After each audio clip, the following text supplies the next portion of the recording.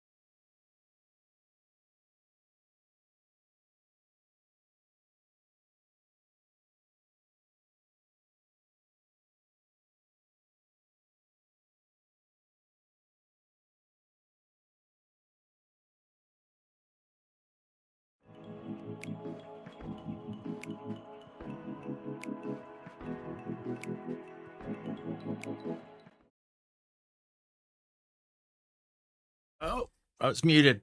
Welcome to the stream, everybody. How y'all doing? Good to see people in chat already. That's reassuring. It's a very spontaneous stream. I haven't scheduled anything for a while because I've been so busy and my computer was completely broken for well over a week. Well, we're back in business. My computer was overheating and was not functioning properly. It was starting to run like over 240 degrees Fahrenheit on the regular. I did not bin the pin straight, unfortunately. That I wound up buying a new processor. I did well, so when I originally bought the processor in 2021, it was a generation behind back then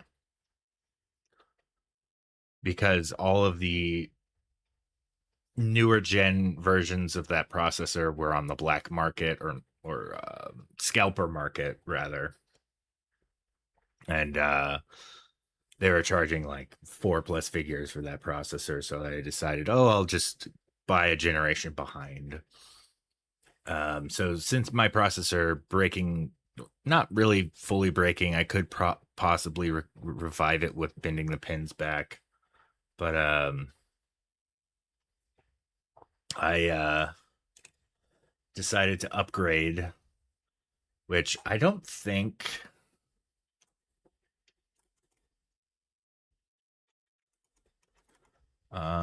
I don't think I updated my specs. Um, change the thermal paste 2 times in 5 years before I get a new machine. Yeah. So I definitely changed the thermal paste in the process. Wait, basically, I'll continue on the story of what happened with my computer. Is it was overheating, and hey, welcome, Photon Fitness. Do I know you? I don't know. You have a username of like somebody I may know. Um, but yeah, so I went to upgrade. I purchased a new all-in-one cooler, which is like a CPU cooler to cool the CPU. Favorite portrait photographer from Pacific Northwest. Oh, that's awesome. You're getting into fitness now. That's good news. Um, I've been trying to work on that. Yeah, yeah.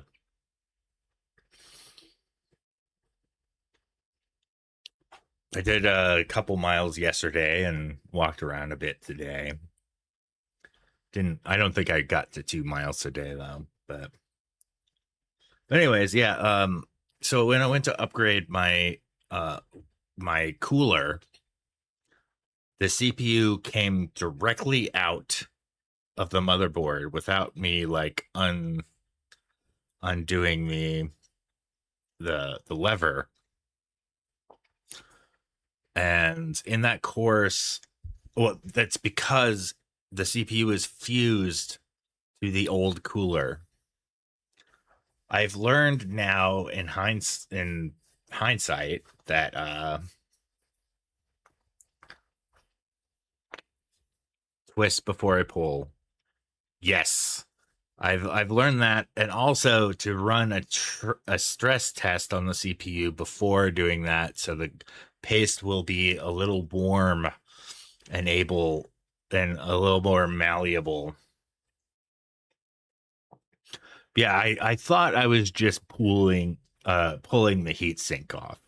I didn't think the CPU was going to come with it. I wasn't expecting it to, but I'm pretty sure that action both bent a bunch of the pins on my old CPU and also broke my motherboard, at least the processor socket. And I wound up I upgraded my CPU after I was not really successfully bending back the pins. And what up, Maple? And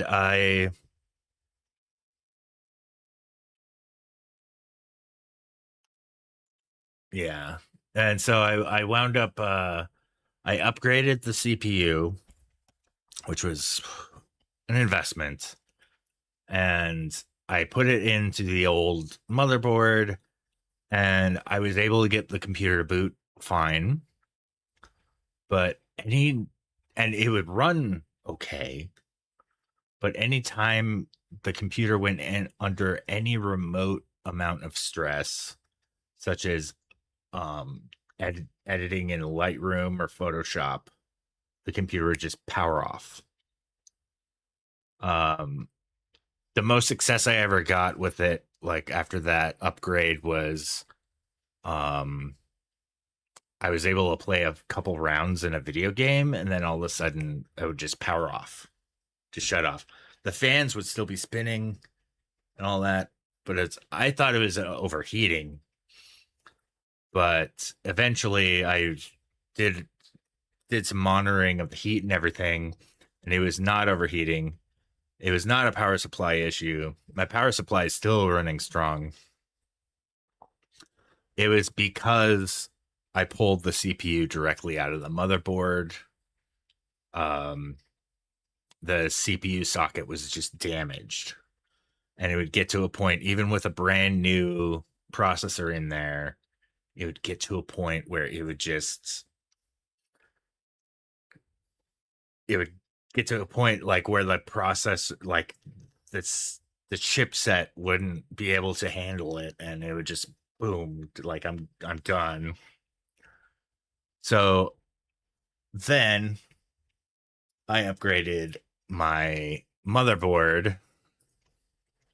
I took a time lapse of that actually. Um, I upgraded my motherboard. It was just like a small step above my old one. Unfortunately, I didn't pay attention when I ordered it, and I ordered the version that didn't come with Wi-Fi or Bluetooth, which I use a lot on my old motherboard. So luckily I was able to find like a $6 dongle to do that, but it sucks to have another like USB slot taken up by another thing I need. But uh but when I reinstalled when I installed the new motherboard, it would not boot. And the debugging process began over and over again. Anybody who is in my Discord helping out, thank you guys very much. I got the tips that to try to take out and boot with one RAM stick. And then I wound up being able to get it to boot. I took out all the RAM, put one stick in there. Well, at first, the socket you have to put the one stick in was like not the first one. It was like the second one. I don't know why they build motherboards that way. So if you buy just one RAM stick for your motherboard, it's like you have to put it in slot 2 in order to get it to boot. It's so weird. But I wound up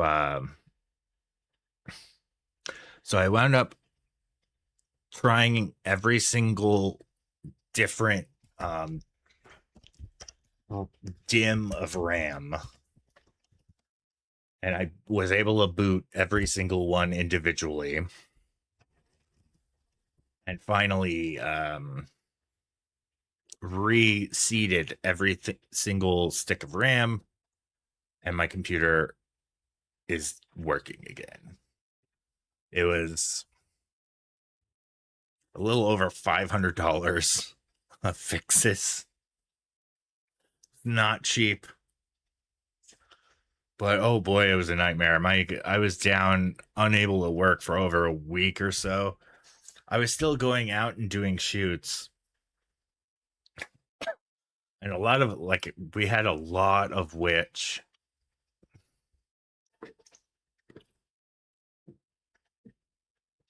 It's so weird. The 2413 thing. But I wound up I had a lot of sports photo shoots that whole week, and I gathered a giant backlog of sports portraits to work on. Unfortunately, all the portraits we take are of minors, so I don't feel it's ethically a good idea to stream my editing process of those. So I had like well over a week or so of just crunch time working on all those sports stuff. Long day of farm stuff. Oh yeah, you're gonna sleep well tonight. That's good news. Thanks for stopping in, though, Maple. Good to see you. I'm glad I could stream again for once. I've been out of the streaming business for a while because all this computer trouble. Um, and also some more good news. Oh, this is a bit messy, but I have yet to pay this off. But a friend of mine sent me his used Razer gaming laptop, which this bad boy could become a streaming machine, perhaps in the near future. So I can do some of the more intense editing work on stream and not be down for the count. Although I just opened Lightroom and got an update message. There are worse computers out there. Offloading OBS is great. 100%. I really want to offload OBS because running OBS is so taxing on the computer that it's really hard to do anything else. When you combine it with photo editing, it becomes like just a power struggle between the devices or the applications. But yeah, I'm back in business, and maybe I'll be able to stream a lot more soon. Past couple days, so I'm now fully caught up on the sports editing. In the past couple days, I've been diving into coding, working on my sports photo business's order management system. It's had a few problems with it. There were a few customers that were missing orders, stuff like that came up, and I've found a few bugs in the system. It's kind of the pain when you handwrite your own system. Like the mistakes will happen. If I game, I dual PC. If Lego, etc., single PC. Yeah.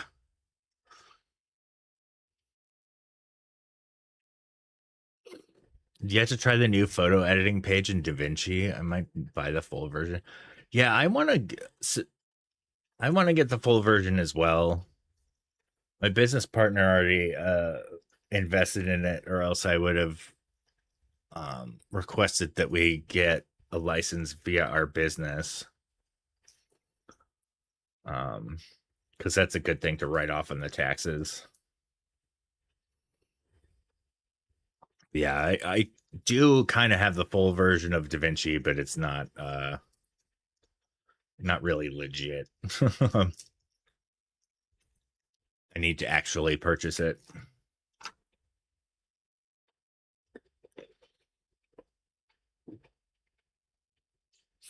That's one thing I'm considering doing tonight, though, is working in DaVinci. Because I have a lot of videos from Japan that I want to go through. I haven't gone through them yet, but I'm not sure if it's a smart thing to do live because it's all like raw video and some of it could be embarrassing or something. I'm not quite sure what would, but mm-hmm.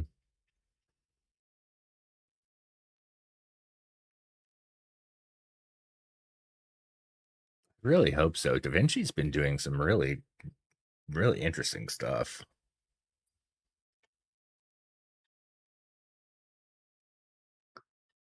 But actually, on that note,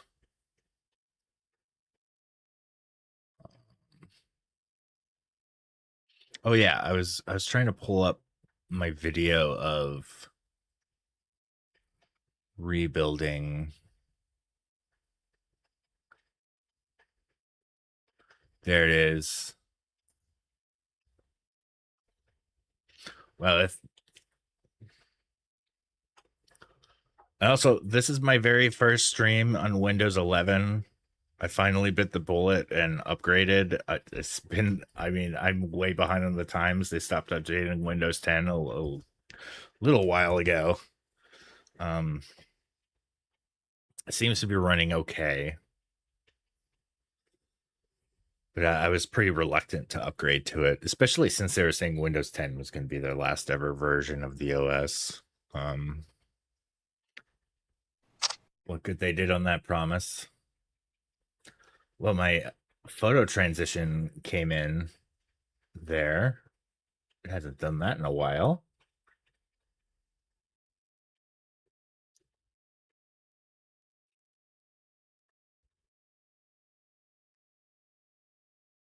All right, we're here. Let's turn on the monitor. And it's not working. All right, hold up. Studio mode. So, being that this is my first stream in Windows 11, I reset up all the audio sources, but there's still some stuff that I need to figure out. So, monitors.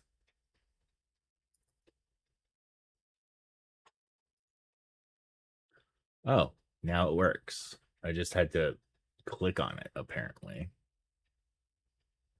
All right, we're in business. I don't know. So Hyena enjoying the node workflow. I don't really enjoy the node workflow. I find it a little bit more confusing than like other workflows. Like layer workflows, I really enjoy. Which I know that nodes are basically layers, but like on them. But you could like tie them to each other and stuff. That like leads to levels of confusion for me. I don't know. Anyways, so here's me and my bald head taking out a motherboard and putting in a new one. And for some strange reason, the phone did not focus for a small period there. Installing my M2 drives, installing the CPU.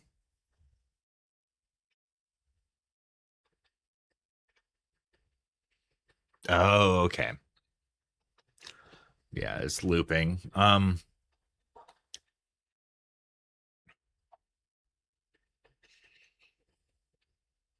This worked out pretty good, actually.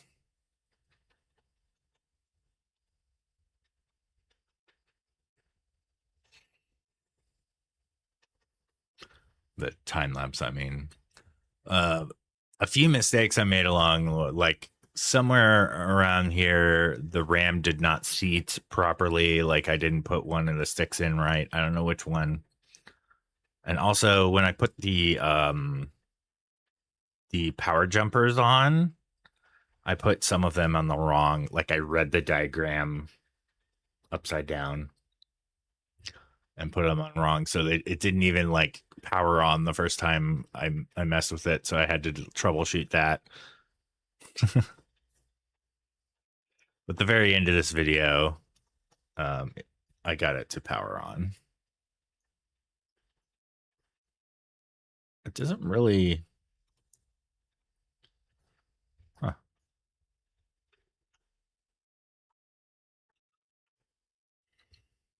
Thought that was fun to film. Yeah. Lightroom update time. Set a marker.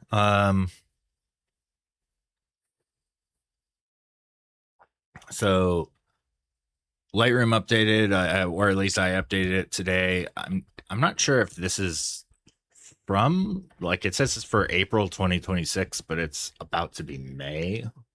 So maybe I'm late on this ball game or on this update. See what's new. We got Firefly boards, so some mood board action.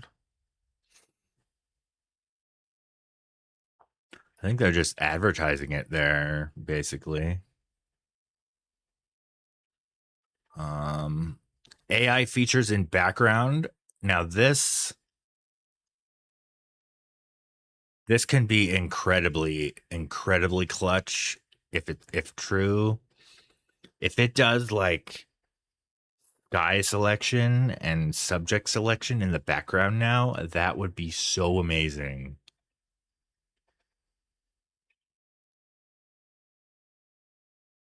Because usually when I do that, it like there's a few things where I start to do in Lightroom. Like if I import photos, I can't really do anything else in Lightroom.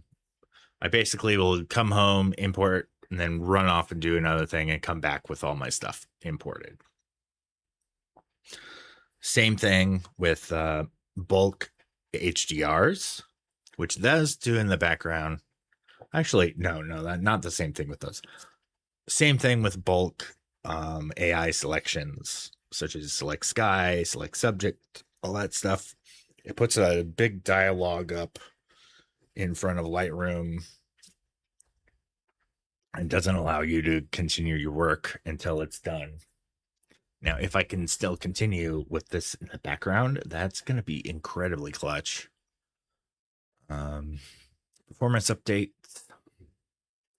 continues to improve performance for key workflows, including improvements to interactive slider performance, global local edits, better memory utilization for full screen window, and cloud sync download speed.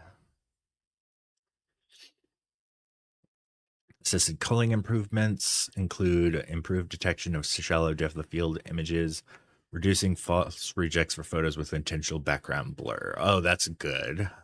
I didn't really run into an issue with that, but that's a good addition. The reject filter is now more accurate at identifying images that should be discarded across a range of scenarios and includes a new slider which gives you greater control over how strictly exposure issues are flagged. Well, that's nice. Sync support for Photoshop big files and film inspired presets. Cool. And there's a photo I took yesterday of my son. We've been having some seriously killer sunsets lately. Today was really rainy. I mean, look at this sunset. It's gorgeous.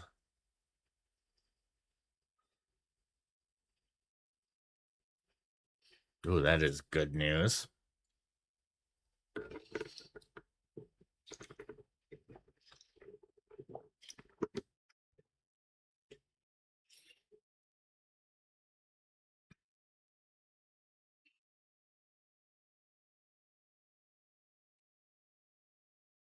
Oh, I see poultry in chat. What's up, poultry? Sorry if I added you for added your lurk. All right, so I'm gonna hop back. Actually, let's go to folder and library. So let's rename some of these folders. Sunset Scoot, I'll call that.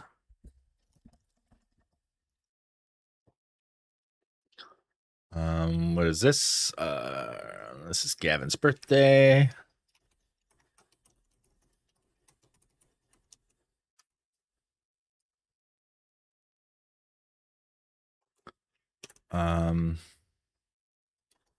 This is Finger Rock Sunset.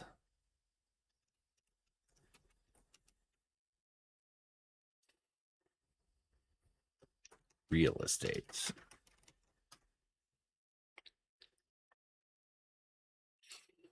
Okay. Mount Lemon. Milky Way. All right, this is actually some more stuff I'd like to share. went out on an adventure to go capture the Milky Way. I posted this photo that I edited from the mix.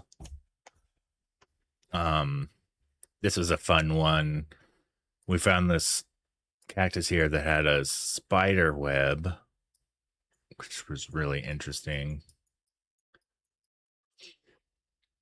And we focused on the cactus, so the stars here are out of focus.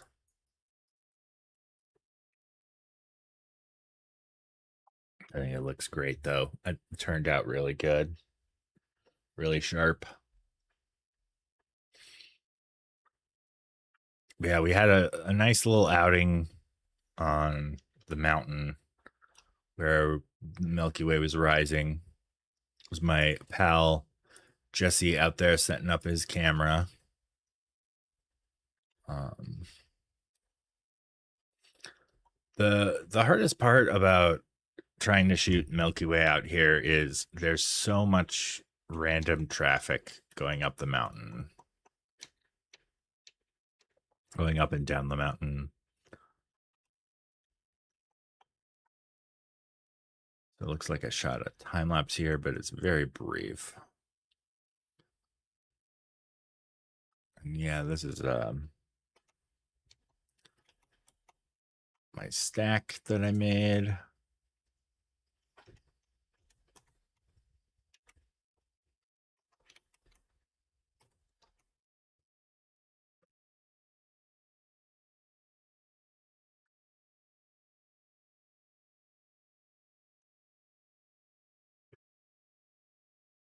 Oh, hold up.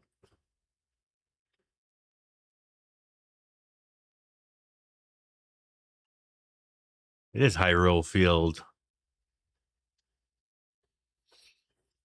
I I had a support call with Nintendo a little while ago, and this was their hold music, was this song Hyrule Field.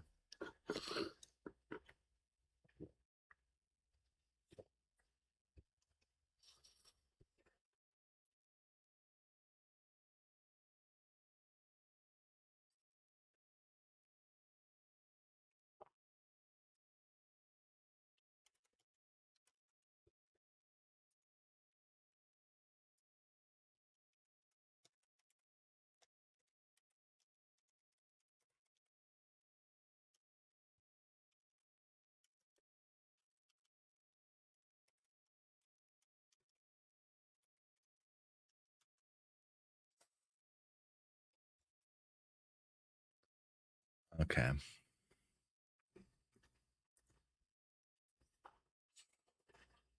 All right, so I want to call these and see which ones I want to edit.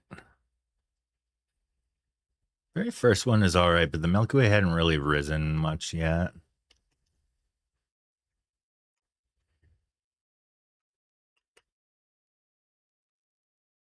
He's such a blur there.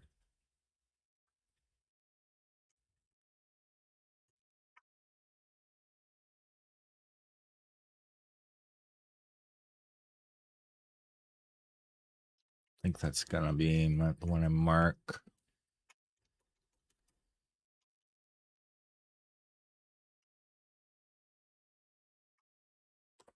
Another one to mark. That one's okay, but it seems to be quite noisy for the Milky Way.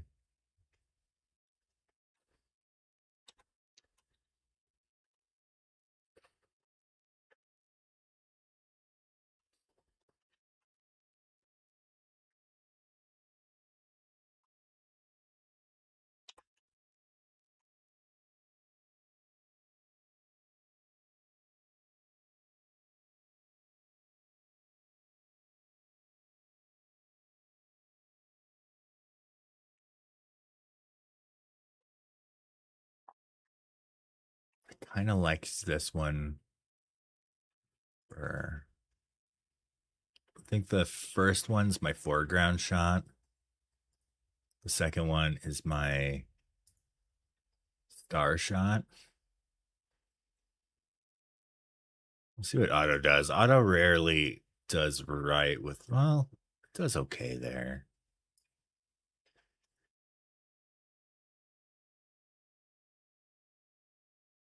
But I definitely want to do a good bit of dehaze. Sky. Is this Metroid? Up.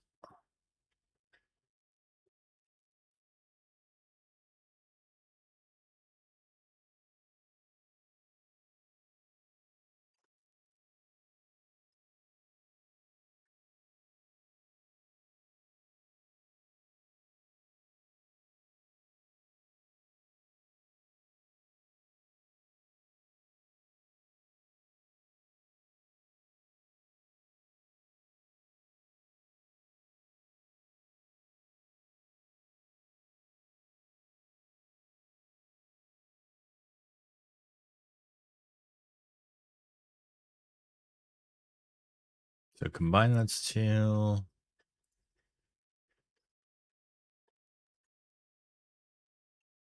I kind of dig it. Thanks, Hyena.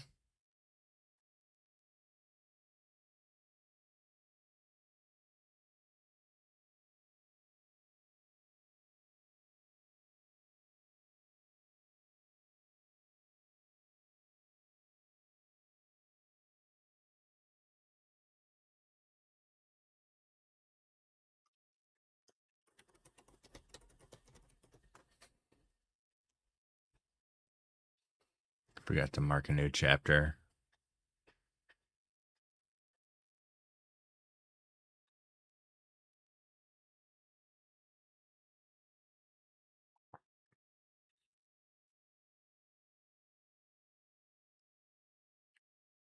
Select sky.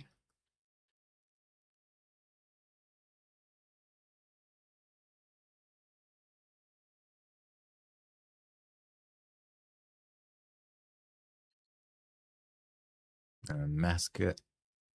Oh, wrong mask. I'm going to hit Alt, reverse the mask. There we go.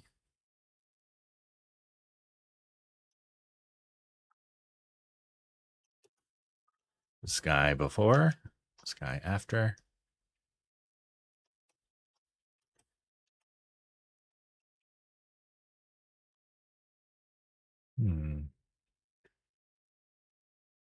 Hey, Sean. How have you been? I saw you editing a little bit early this morning. I guess yesterday morning. You stream at like 4 or 5 a.m. my time, which makes it tough to catch. I like that emote. Oh my gosh. It's wonderful.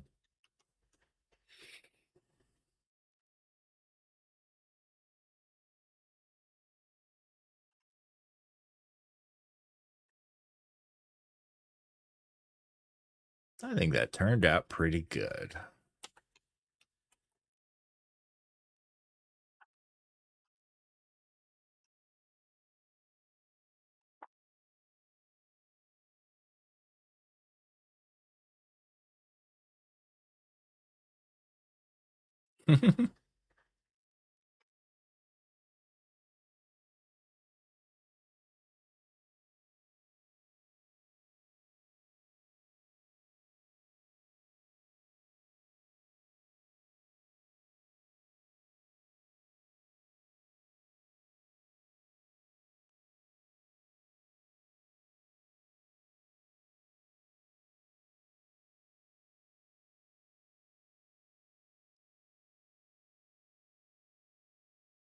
Do a little contrast. This light pollution bit is a bit rough. I wonder if I could tone it down, which I will use.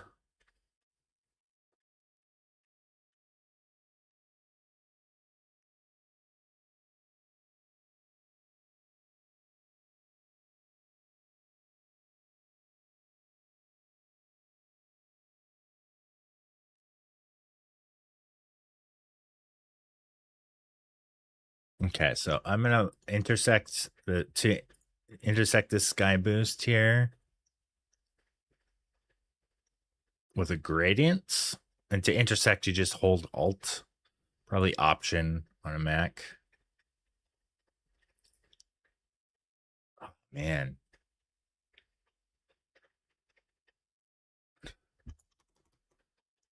Honestly, I think just adding exposure gradient here.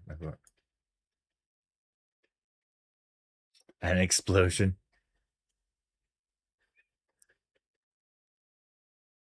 That is a good suggestion. Just make it blow up right here.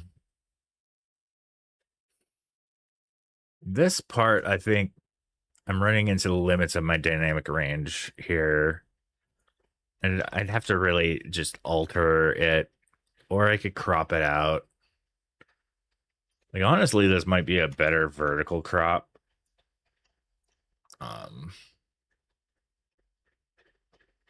Yeah, that's pretty good. Whoa, why is everything got a black border now? That's new.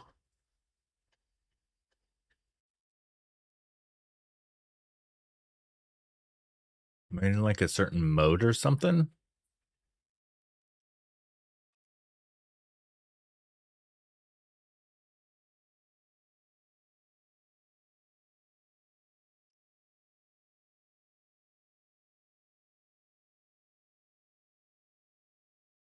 Oh man, Lightroom's being slow because I'm running OBS.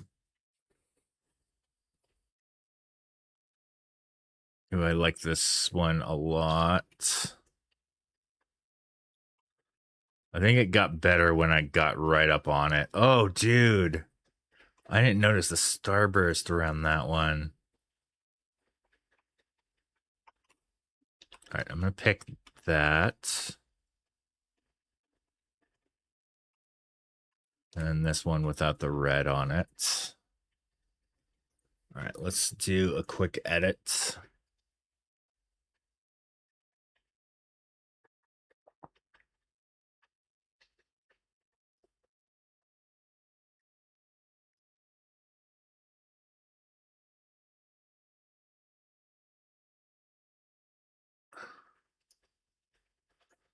Okay, so this one is I'm gonna be using for the sky.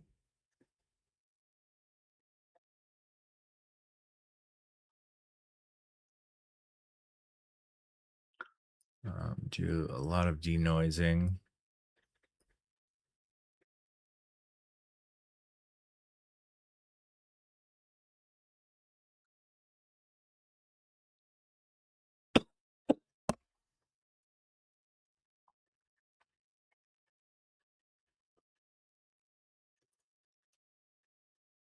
And then this one I'm going to use for foreground.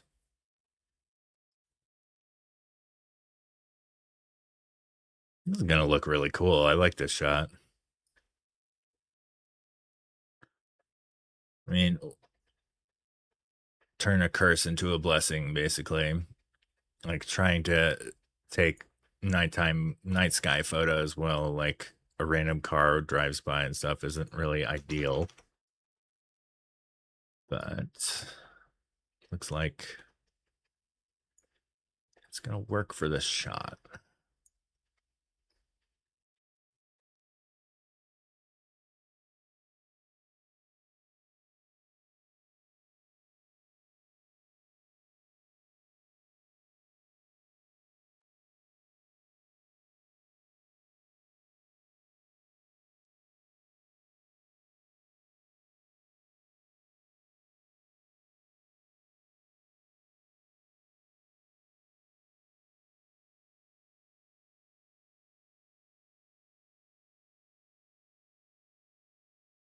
I mean, it kind of works with the sky that's in it. But I think I'm going to still pull the sky from the one that I've been working on here. I've got a bit too much magenta in this one, so let's pull back on the magenta a little. Get a little bit more whites.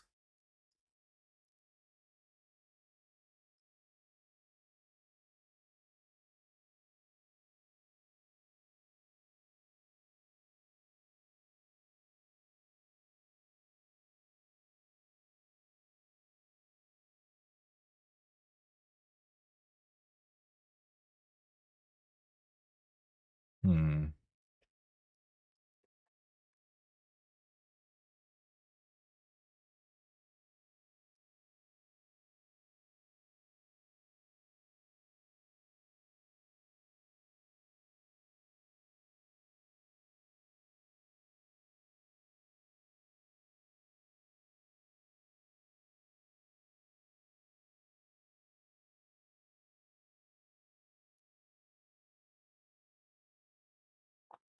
All right.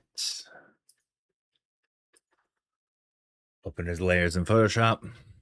Oh, and there's a new rotate object. Oh, I think I remember when they added that.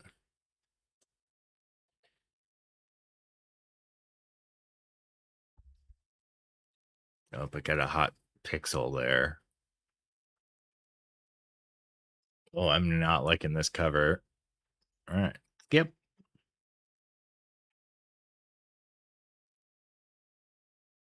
Got a hot pixel there too. Oh no. All right, select sky. Then hold Alt after this is done. Hold Alt and add a mask to the layer that removes the sky from that one.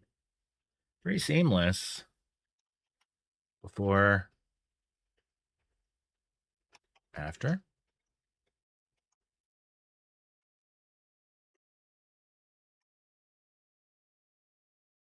I like this one a lot. Especially the starburst there is great.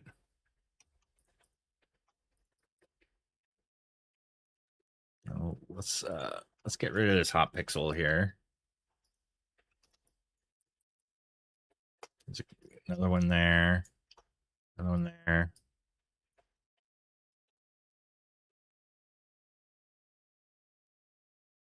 I don't think I did any noise reduction in the foreground. Or at least it's pretty grainy. And the whole image is kind of grainy, so I could do some global noise reduction. Or a little color noise in there. Or just general ISO noise. Looking pretty darn solid though. I'm digging it. Let's skip that one. That's not a little grating.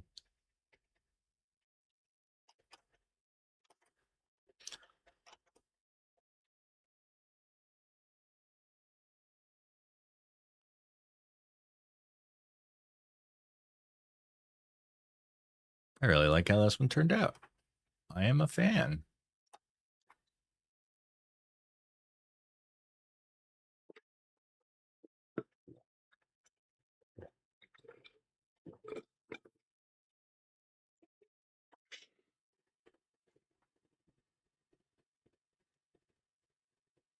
Oh.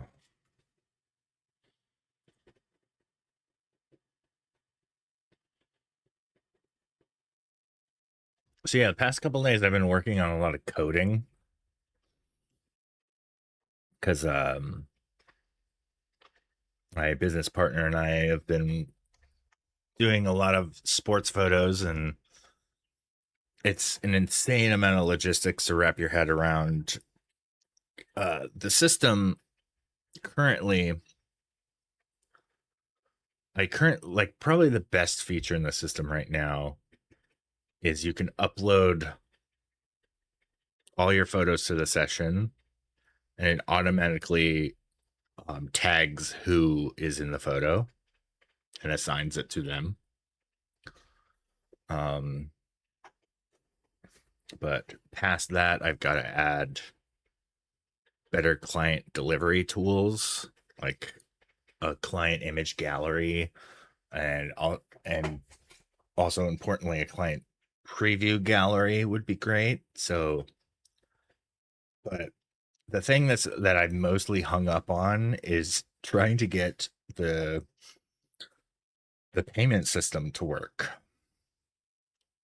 Currently, we're using a payment system called Cognitoforms, which I've written a pretty meticulous script to import those orders into our system that I've been building.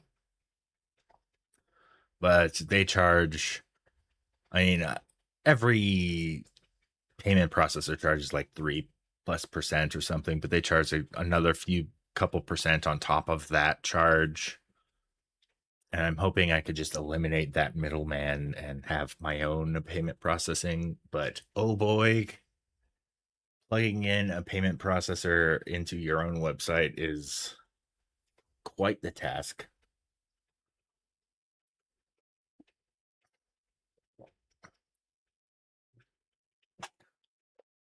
Once I get that done, I think we could probably expand and handle even like larger logistical orders.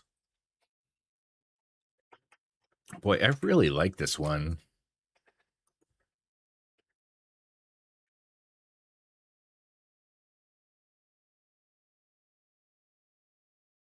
Pretty solid photo.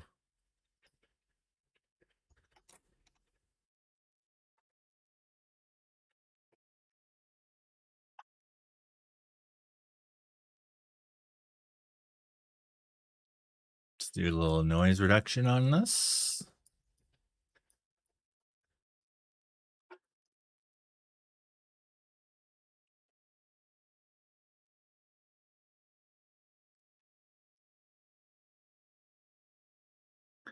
I do, yeah. I upgraded to Claude, and oh boy, have they added a lot of features since I last messed with it. So, I was using a bit of like GPT stuff with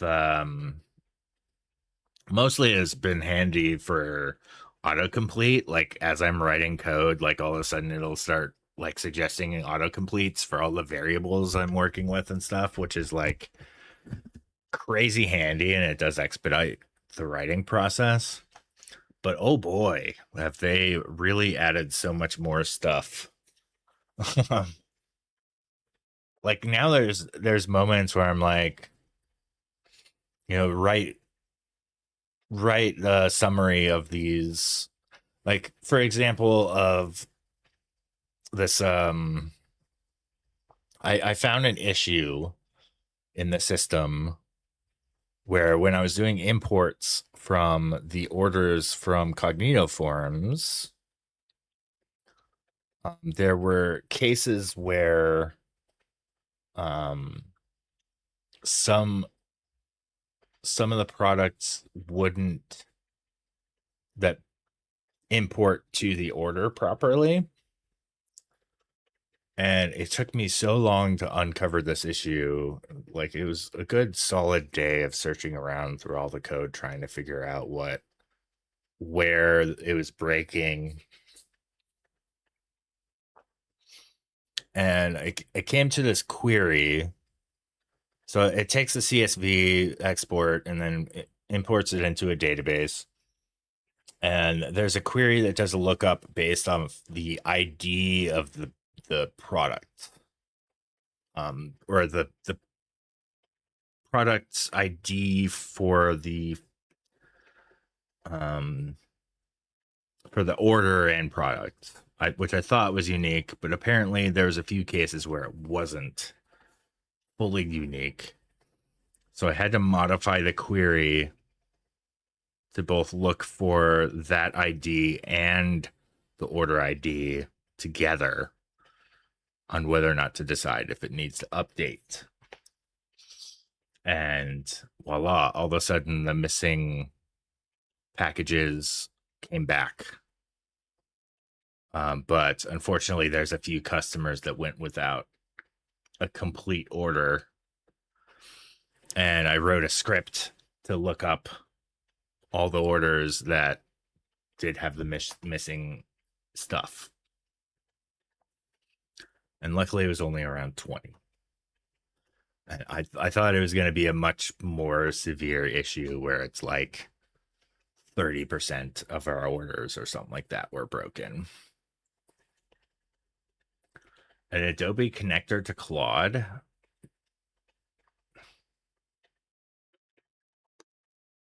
What?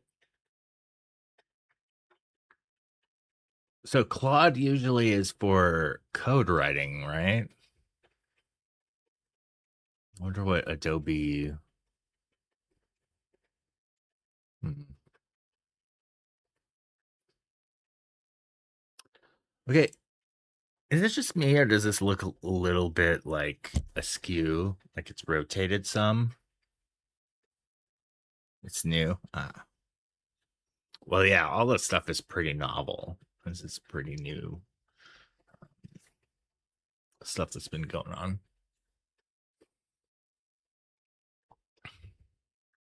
I think I need to make a new LUT for this stream.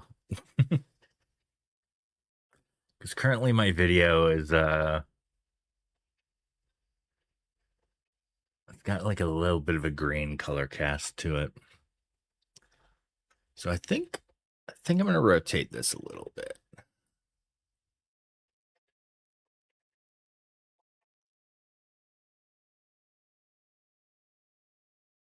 Yep.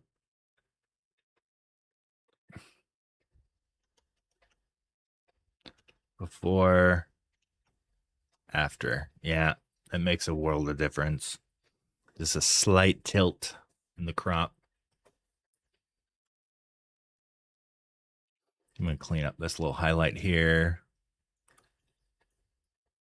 Um, Anything else?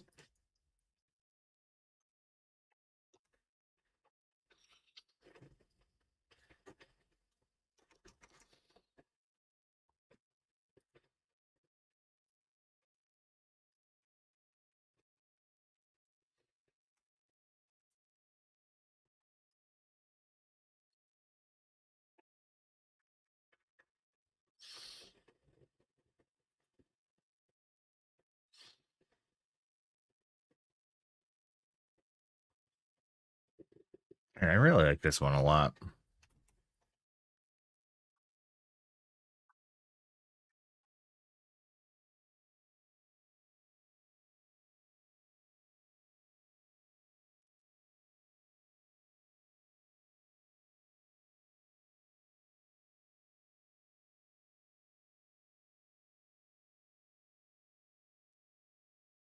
Well, that's pretty neat with the cloud there.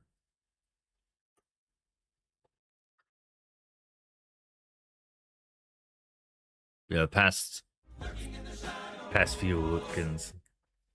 Oh, thanks, Sean. The BRB. Um, this is kind of nice.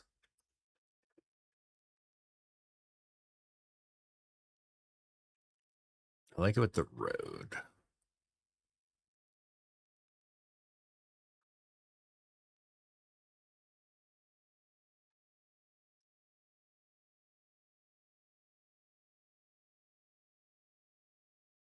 Doesn't really need much editing, really.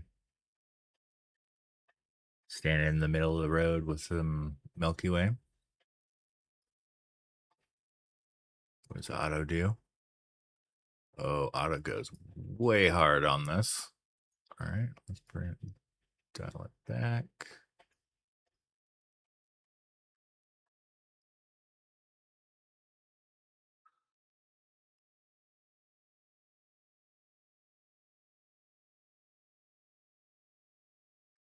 So foreground, I think I'm gonna add a bit of magenta to the foreground.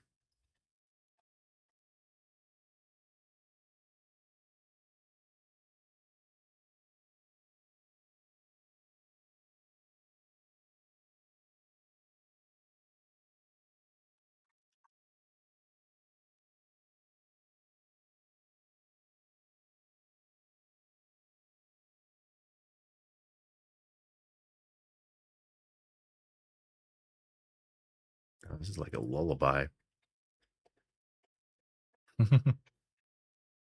Oh, Shovel Knight. Nice.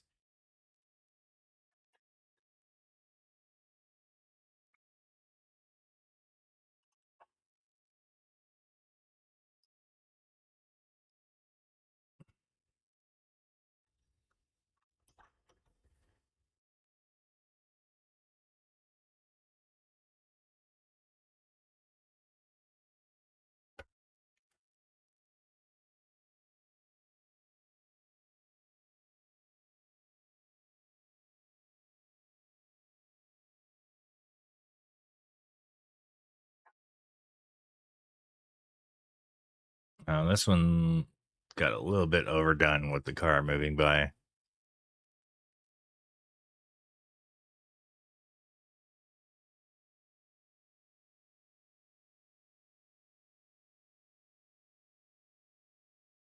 Oh.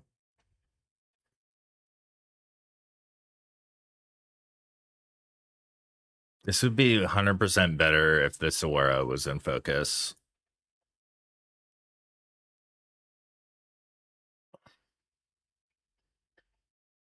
Yeah.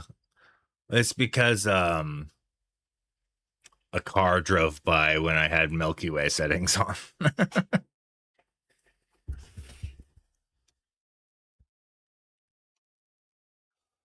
nothing like nothing like headlights at night to really jack up an exposure.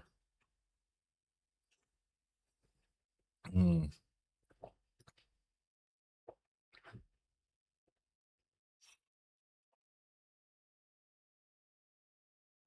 All right. I do like this one quite a bit. This bit of the mountain here, though, is a little intense. It does kind of pull focus from the stars. Is it better when I pan it more this way?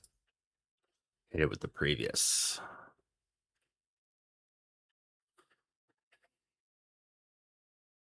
Oh yeah, the AI process is spinning up there in the background. That's interesting.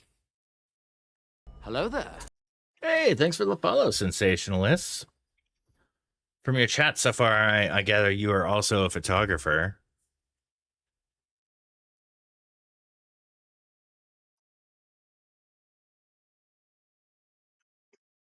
Glad you found the stream.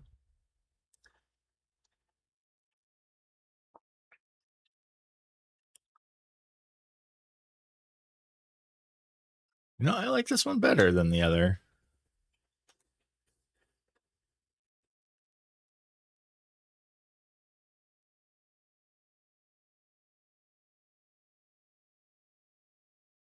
In Laos.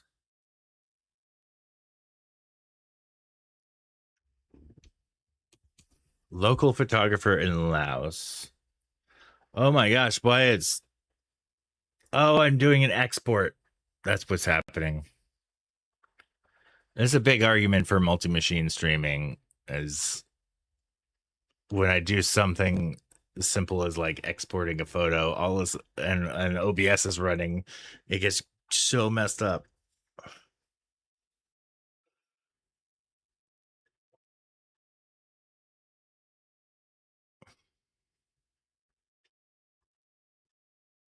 Well, that now playing widget has really gotten weird.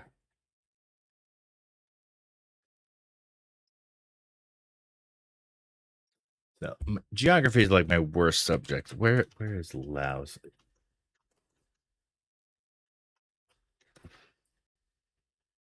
It's in Asia. Okay, I thought it was in South America, Southeast Asia. Oh my gosh, it looks quite. Do an image search and probably have some gorgeous stuff. Oh yeah.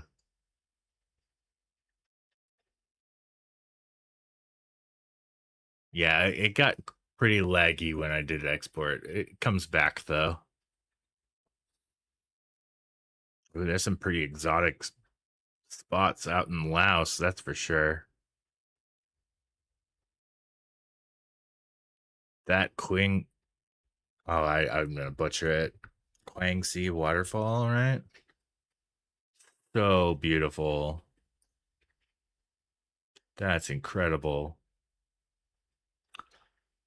I kind of have a similar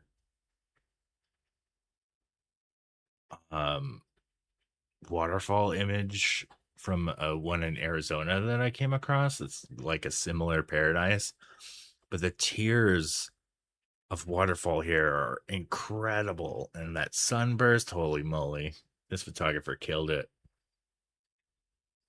Also, the most, but that's oh, that's unbelievably unfortunate.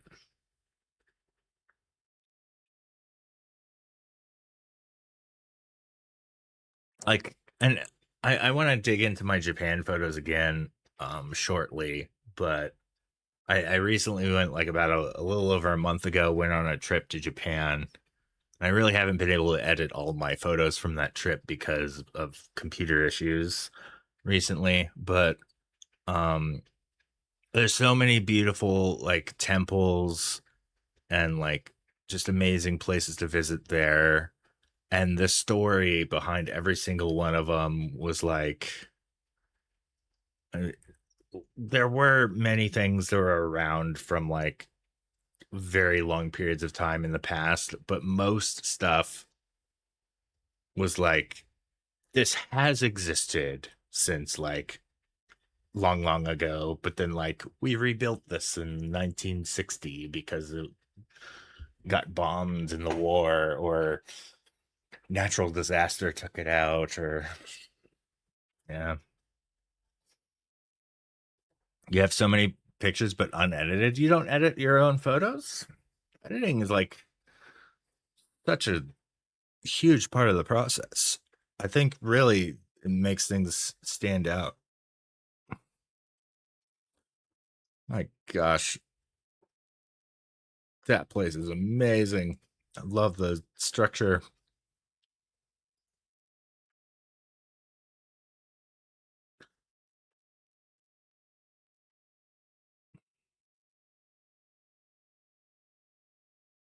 I'm imagining this place probably floods a lot.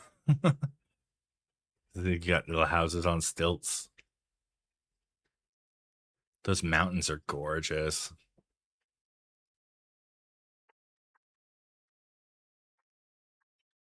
Yeah, I'm in the same boat. Which is why I kind of want to hop into editing some of my Japan photos right now. Cause I took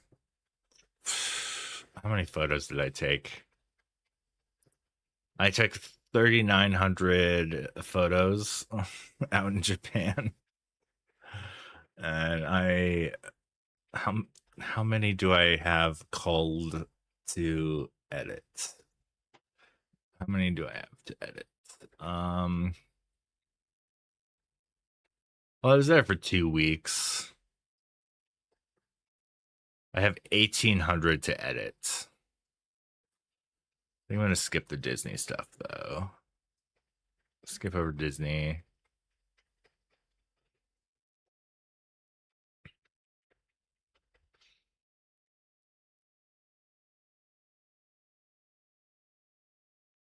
And jump into Tokyo. This is one thing that I quite appreciated out in Japan when like looking at different restaurants is they all had like these mock-ups of the dishes that they sell. I don't really like there has to be an art to making these.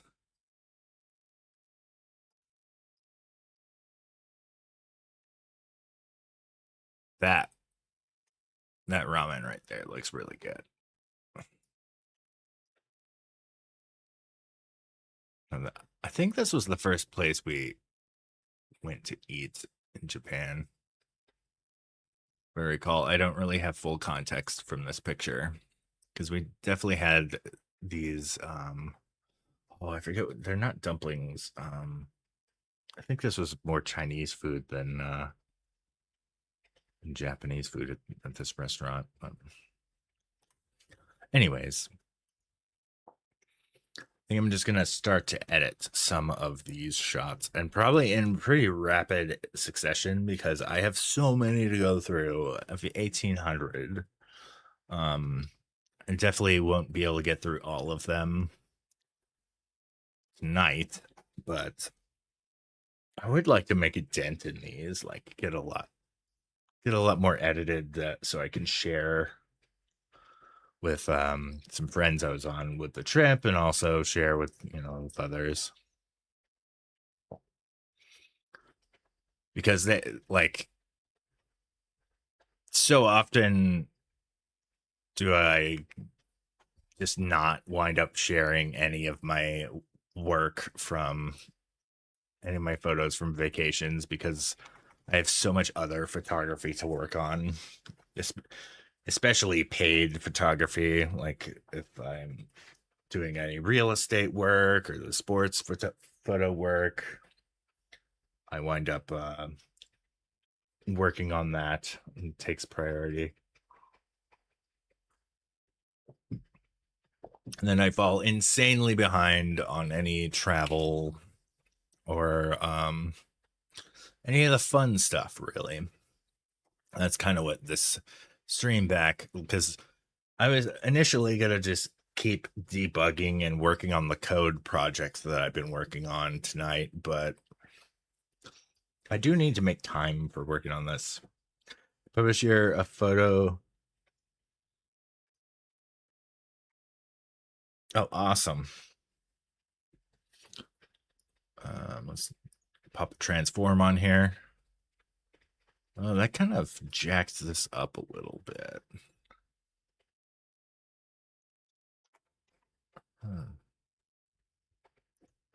It's not bad, though. Not too bad.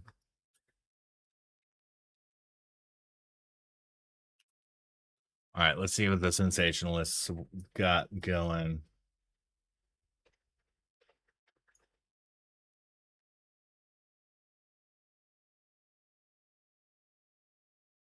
Photo community.t.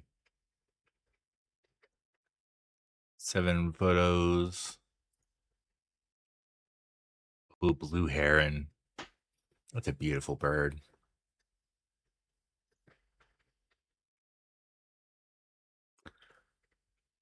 Wow, that's a gorgeous beach. That's up there with this one in Hawaii that I saw a couple years ago.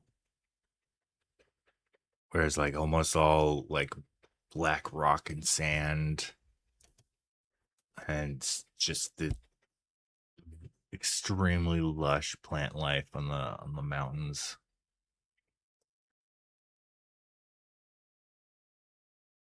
Such a beautiful scene. Ooh, really good macro. Is this stacked? You've got pretty pretty impressive depth of field for a macro. The ocean mist, yeah.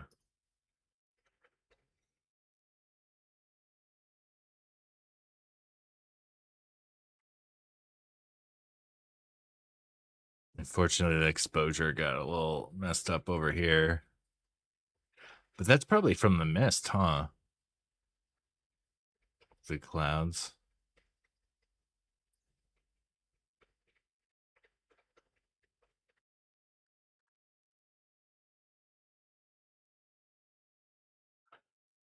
Was this a mite? Oh no, this is a hermit crab, huh? So tiny.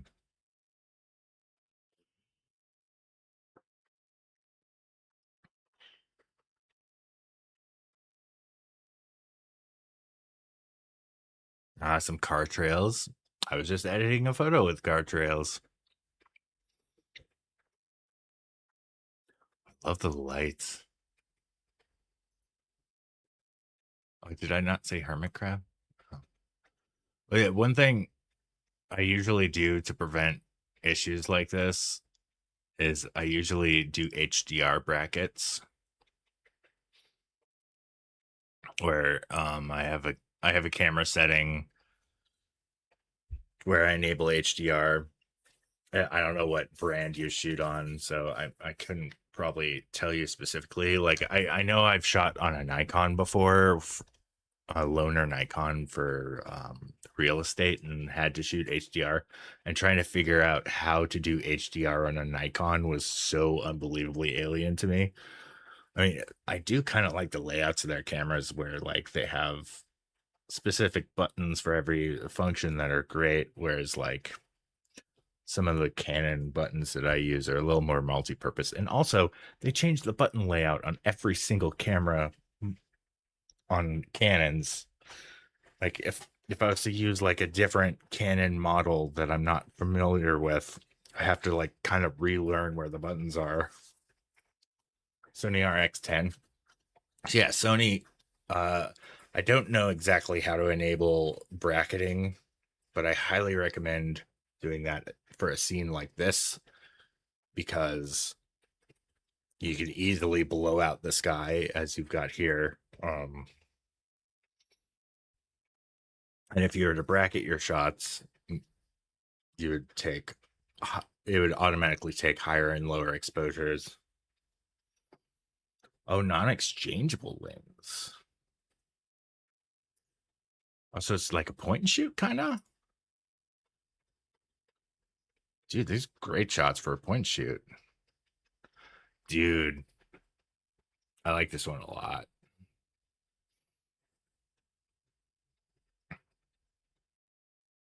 That isn't the actual colors there, is it? This almost looks like a what do they call it? I've got Lightroom open. I could just refer to the panel. A color grade where you do the highlights and shadows.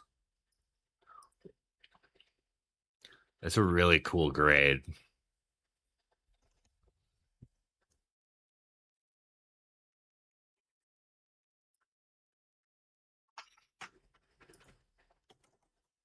Yeah. Well, back when I first bought my first DSLR, Sony wasn't quite up to snuff yet with it. But now, oh my gosh, it's still. How's that a $2,000? No.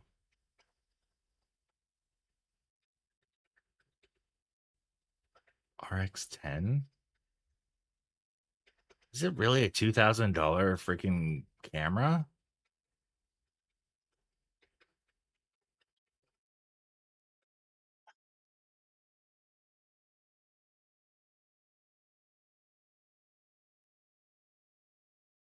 I don't trust Willoughby's.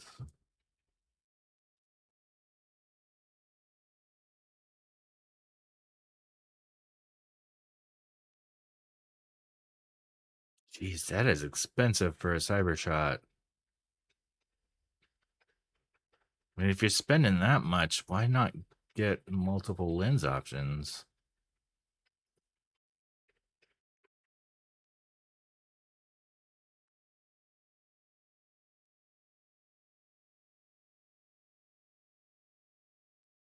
It is a good looking camera, though. Give it that.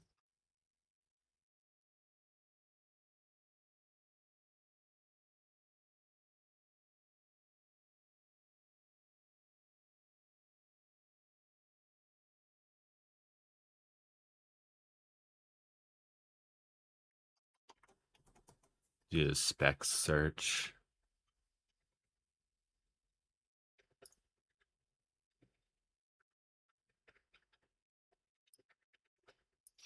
Oh, yeah.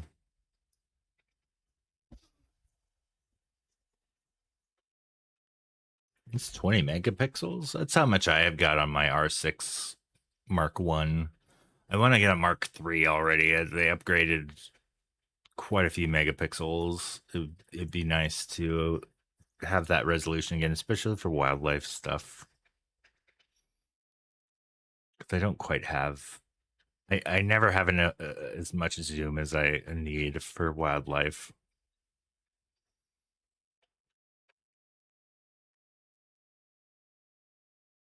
Boy, yeah, it's got a lot. Wait, what's the sensor size? It's an inch sensor.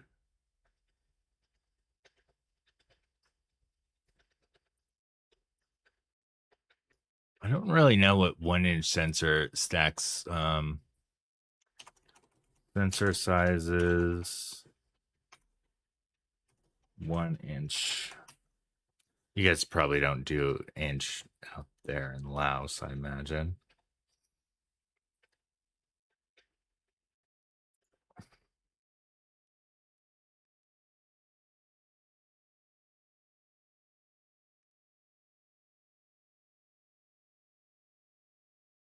Oh, so it isn't a micro four thirds. Wow, I figured it would be like a micro four thirds sensor.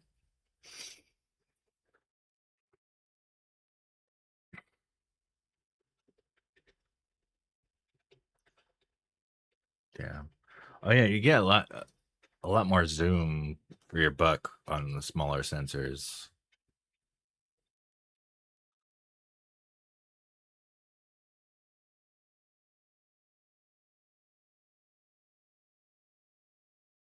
Anyways, beautiful photo.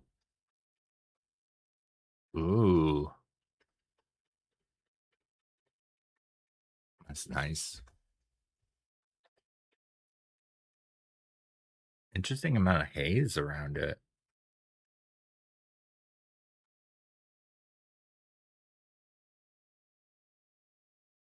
Kind of like the effect of it, though. Sweet. Do you want to see any of my like galleries of work? I've got my website here. My crazy smug looking selfie.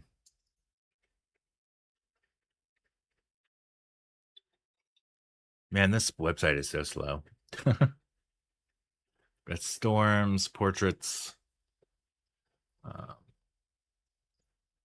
This is probably one of my favorite genres is to do storm photos. I really need to do a print of this one. It's so pretty. Good sunset bolts. This right here is probably my most popular shot that I've done.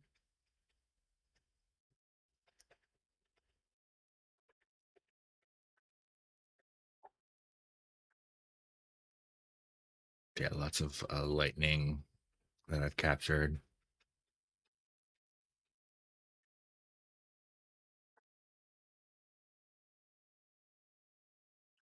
Oh, this poor guy. This was a very deformed saguaro that stood not too far away from my house and unfortunately died a couple years ago. It was so pretty. So interesting. This is the first time I ever got lightning in a rainbow. Mm-hmm. Yeah, we get insanely beautiful storms here in Arizona. Here's a football stadium with a crazy storm stack over it.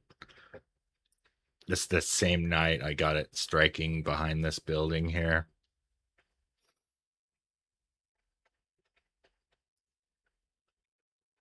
Yeah, I have a bunch of my work posted up there. But right now I'm gonna work on some vacation photos.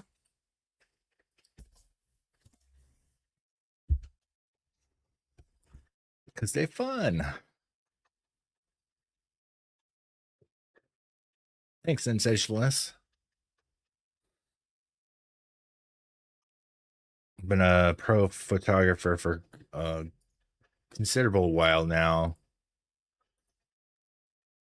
My first ever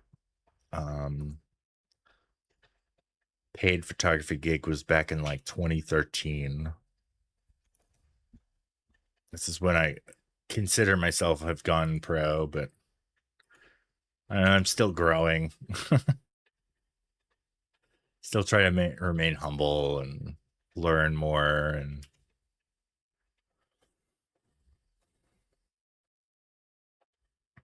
So this was my first day in Tokyo. I was kind of obsessed with the Skytree Tower, just seeing it in city shots. But now that I've been in the Skytree, I can kind of care less because it was not a fun experience going up there.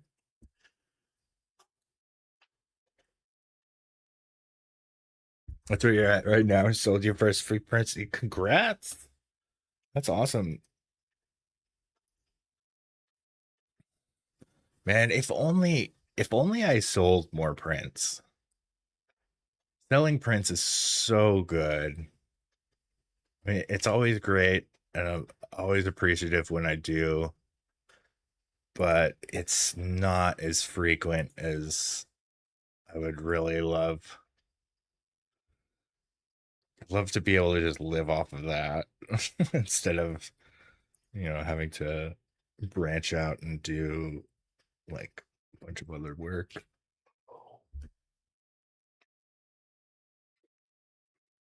Although I do enjoy the real estate shoots from time to time, and portraits are a lot of fun. I love if landscapes paid me to photograph them, but I mean, it is always a good moment when somebody really appreciates the photo that you've taken of them. This I never tried. We didn't do Starbucks at all that trip. Um, Stuck with the local coffee joints and all that. But Sakura coffee sounded kind of awesome. Like we got a bunch of candy and stuff to bring home. And some of my favorite stuff was Sakura flavors things. Like the Sakura Kit Kats were delicious. Um, kind of wish I had tried this, but then again, that's a lot of sugar. I'm gonna let the dog in real quick.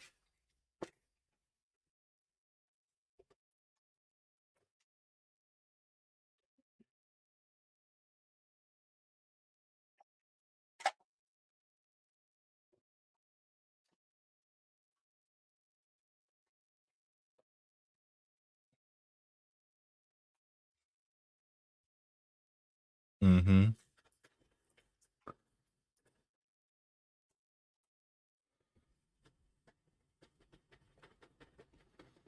Okay, so this is the view from. Oh, I forget the name of this lookout.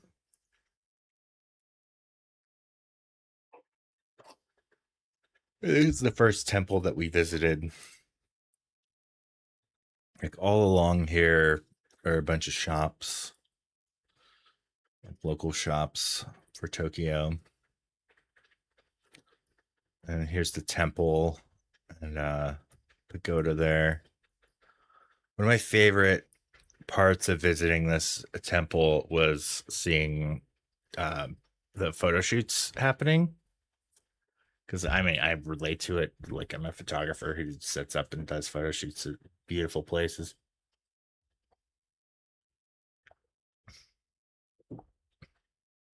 At every photo shoot that I saw were people dressed up in kimono, which was also really neat to see. So it's kind of like a reflection of the local tradition, and it's really nice. And also, I was really excited to be in the motherland, basically, of all cameras. Like I know there's a few. Like I live out in the U.S., so there's a couple camera brands based in the U.S. Um, One being like probably the biggest was Kodak, but like just about every other camera brand is based in Japan. Your Sony, my Canon, Nikon, Fuji, very obviously. Um, there's probably some others I'm forgetting, but those like basically all the major camera brands are from Japan. Um, I mean, Leica and Hasselblad are not, but And DJI, I guess, is from China.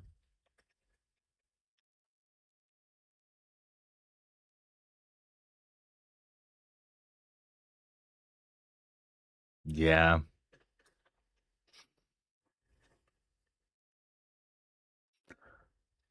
Highest return workshops on location.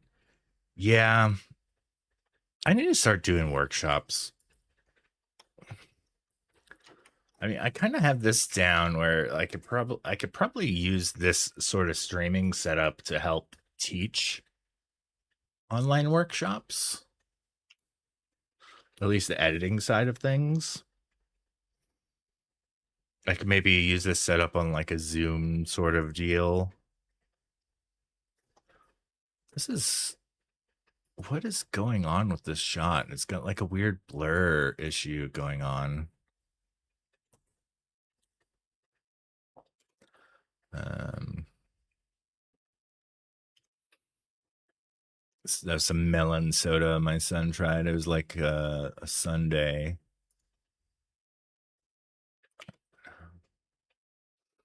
Going up to the temple now. There's a lot of people there. These temple guardians are really neat, but I didn't really get a good shot of them during the day.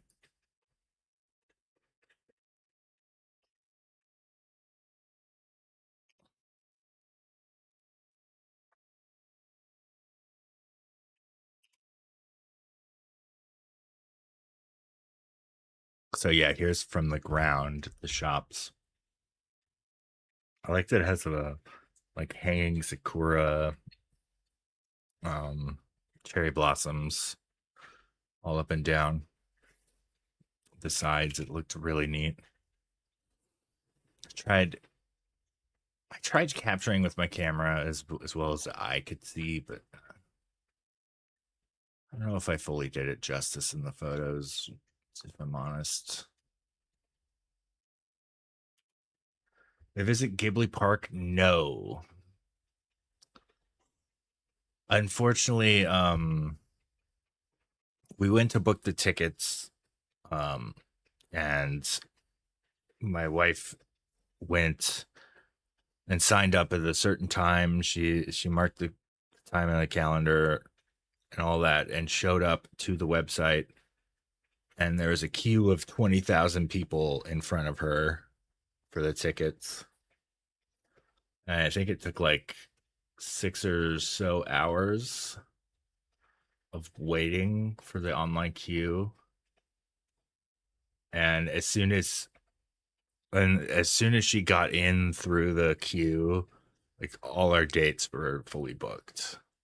So we couldn't get to Ghibli Park. Really sucks. We did go to a Ghibli store, which was really cool, that had a sleeping Totoro. And actually, I'll skip to that. That'd be a fun thing to share.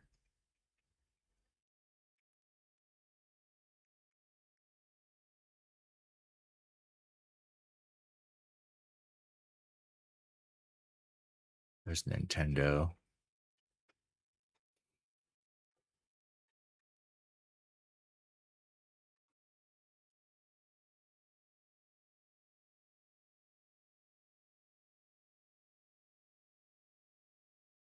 Was it this day? Or we went to the zoo? Oh yeah, here it is.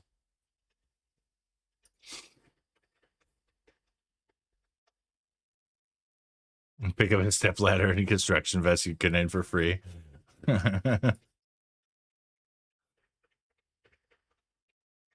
There's the giant cat bus at the store.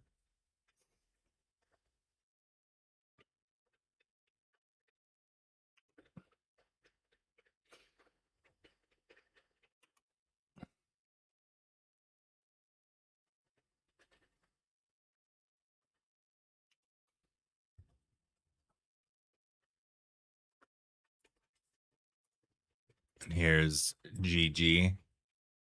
I really should have bought this Gigi. It was really adorable. It wasn't really that expensive either. Some little figures.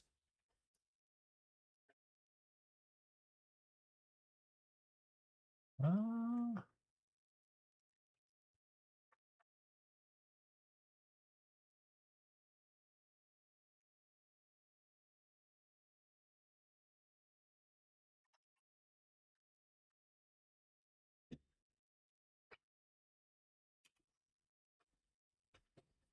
and there's a sleeping Totoro.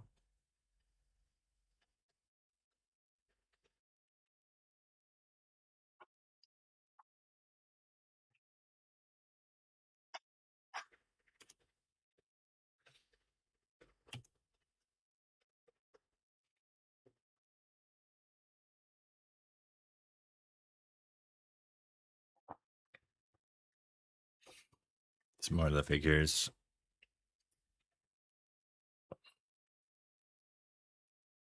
Totoro stuff is definitely probably the most popular of the Ghibli store.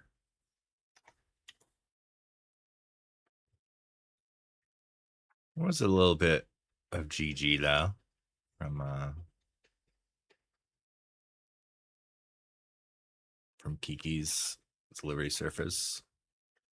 This is a giant stuffed like cat bus pillow. I thought was cute, and then I checked the price tag and translated to USD. It was about $200. Generally, a lot of the stuff, even camera gear, translated pretty like a lot cheaper. But not really the Ghibli stuff. The Ghibli stuff's pretty expensive. That's probably the better shot of the Totoro. It's really neat.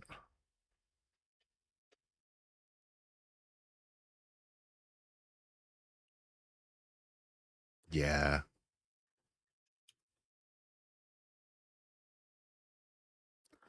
Yeah, this was at the bottom of a sky tree. Wound up being probably the worst experience of the whole trip. Going up Skytree was pretty rough, dude. Pretty rough.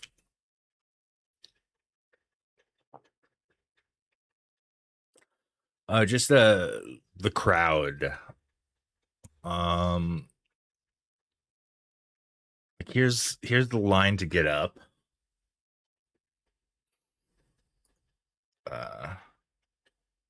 Which probably should have been a sign that maybe we shouldn't go up there.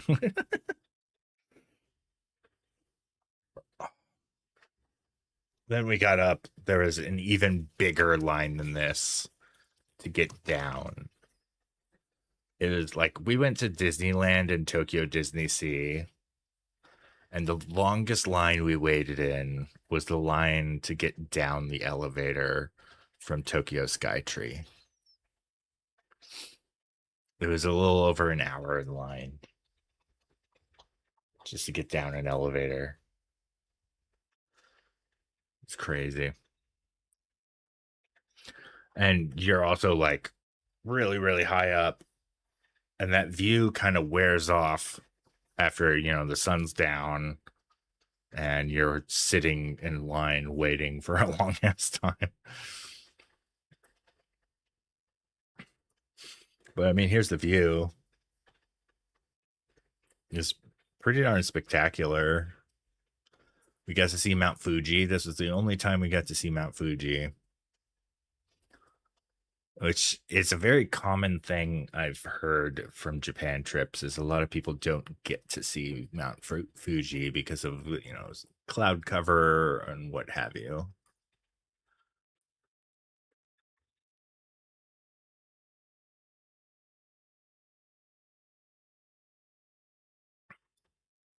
So at least there was that.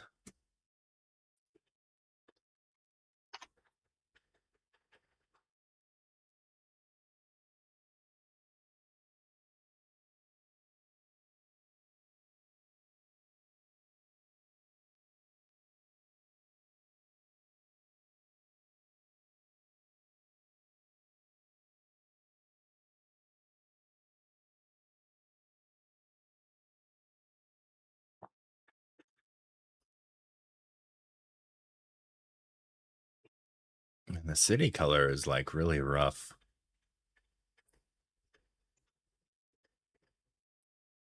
Wait, my computer's in the struggle line again. Dang it.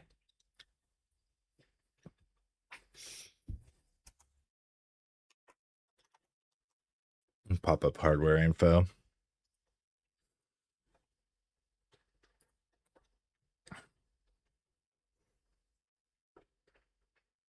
I wonder if it's overheating.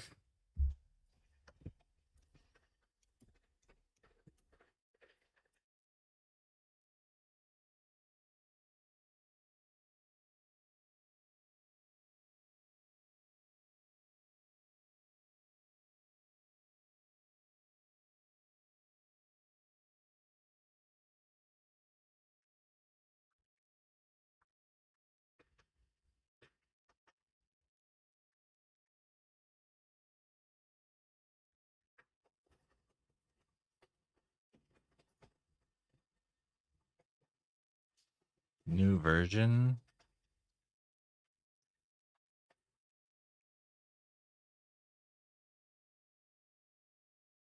Enhance.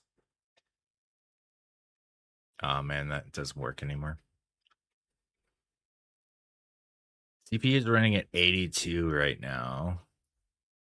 Yikes.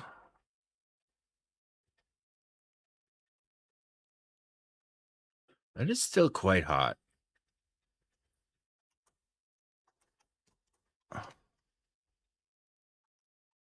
HUC in Fahrenheit. Oh, wait, calculator's not going to get me there.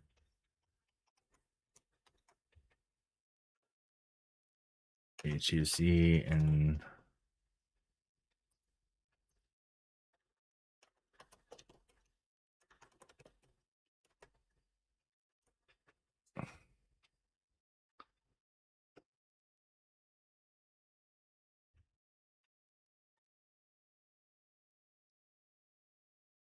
$179. That's quite warm. Quite warm. I'm almost thinking I need a new case where I can like do more proper cooling.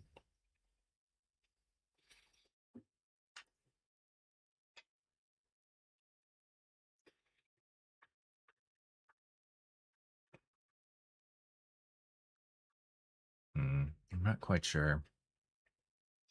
It could be the case. I mean, I do have a fractal case.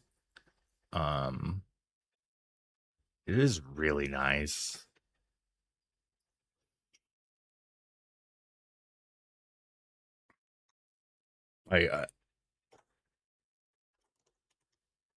So actually, I have Photoshop. What am I doing? So if I pull up recent photo of my computer setup, I'll show you what I've been doing where I think I might need to make a change. There's a picture of my case.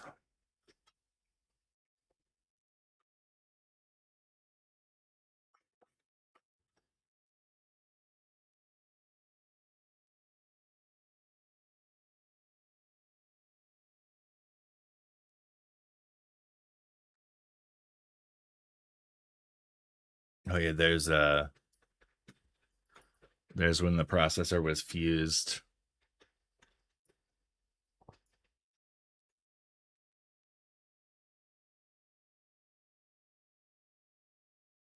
Dang, where's it? Okay, here's a good photo. Copy image.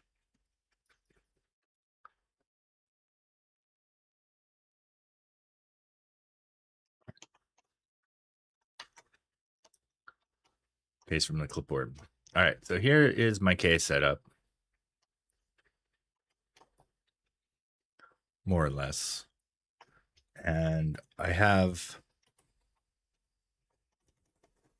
so this right here is the front of,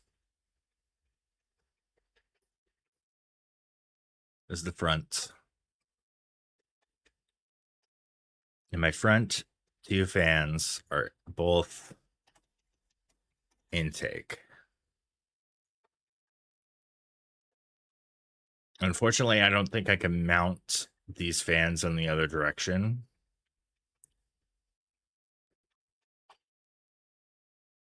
And these two fans are outtake. And this is also outtake. This right here is my newest fan that I had added a while ago. I'm almost thinking on just eliminating this fan altogether in the setup.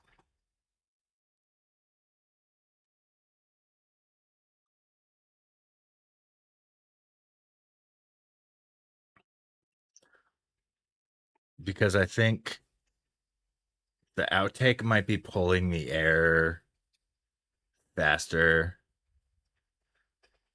than the intake can pull in the air, especially since these are 140 millimeter and these are 120 millimeter on the AIO.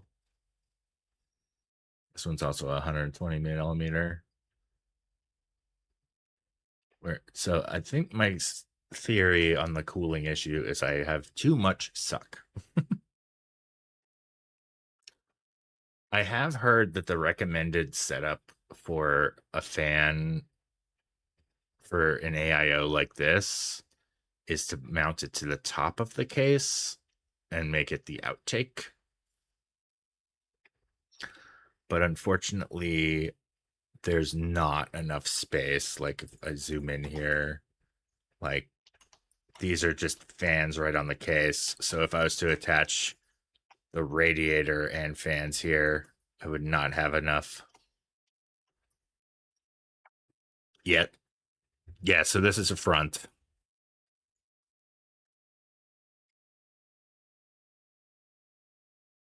This is the front is intake, and the back and top is exhaust. But yeah, I'm thinking I remove this one, and it might start running cooler. Then the next step is probably underclocking my CPU or undervolting it, which I don't quite know how to do yet. I think there's like some software you can use to like start undervolting. But yeah, it's running pretty damn hot. I mean, granted, I am pushing my computer pretty hard right now. I'm running OBS and Adobe stuff, which is just going to put a stranglehold on any resources you have.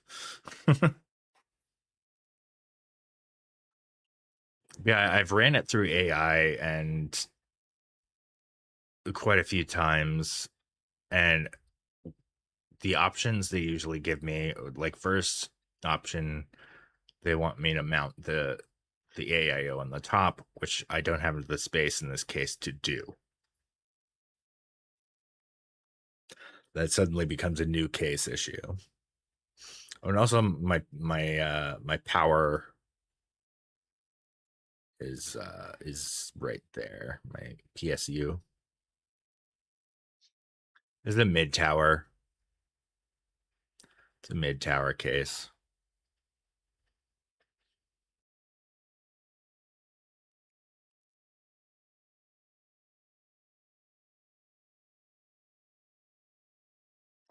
But yeah, I'm thinking it might be pulling out too much of the intake air, especially since these are smaller fans than these ones.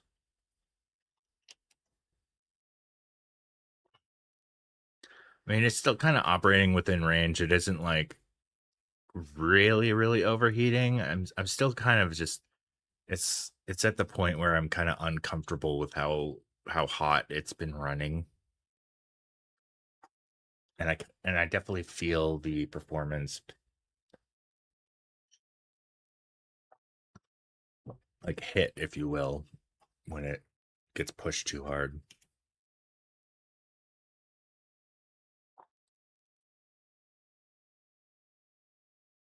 This I thought was a neat shot.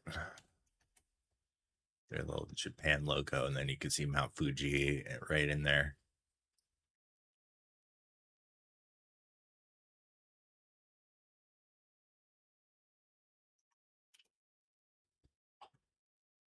Is this like StarCraft soundtrack? Oh, Diablo. Yeah, I tried for a while having. I set on the motherboard to have my fans run at full blast all the time, and that didn't seem to help it too much with the temperatures.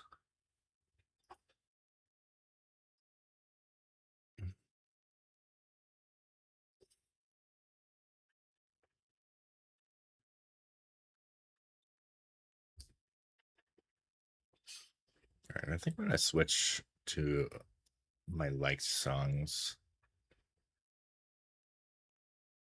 Wait, did the Toadies' new album come out? It did. All right, I'm gonna wait. No, yeah, 2026. All right, I'm gonna listen to that. One of my favorite bands came out with a new album called The Charmer, and I shall listen.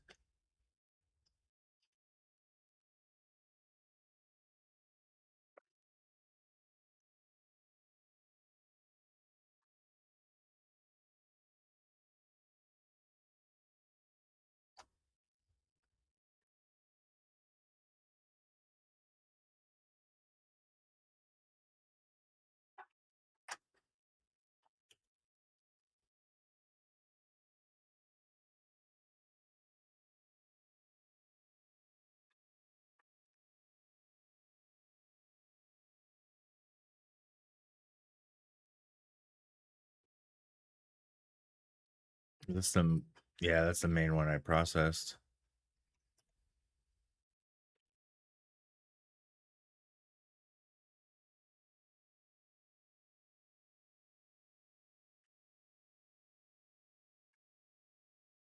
I'm gonna hop around a little bit. Here's a street photo of a couple ladies walking across the street wearing kimonos.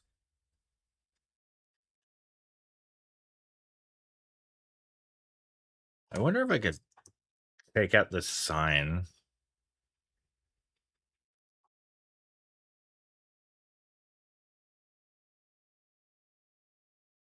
Hmm.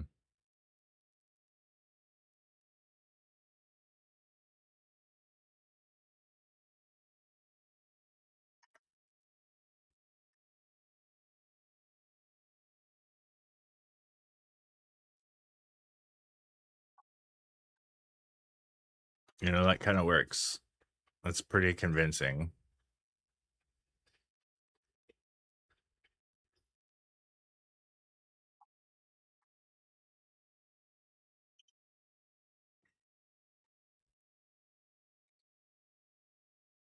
I kind of wish we bought one of these. This thing is adorable. Conductor Pikachu.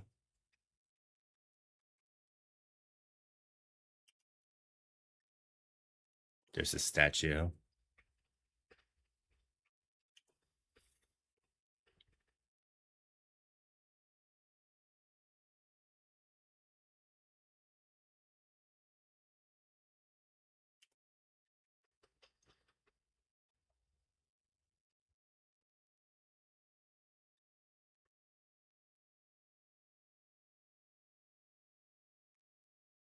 And the Pokemon store was pretty intense. We visited a few because we were trying to find a stuffed Marshadow for Gavin. It's his favorite Pokemon. But unfortunately, it's like really like pretty rare, hard to find.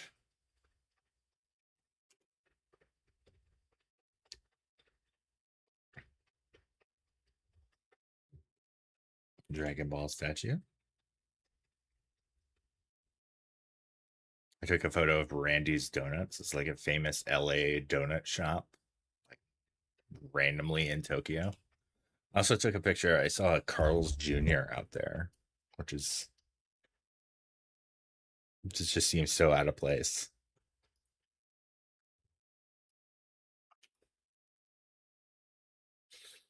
There's Chef Pikachu. We did not eat there. Or not Pikachu. That was Kirby. That's not Pikachu. That's Kirby. I'll just blame sleepiness.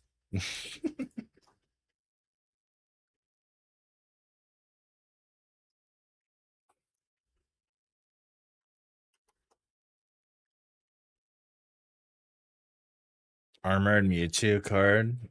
Wow.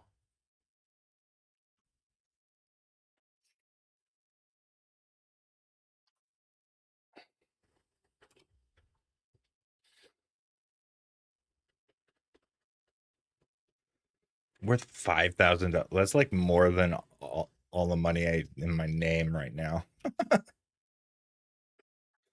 That's crazy.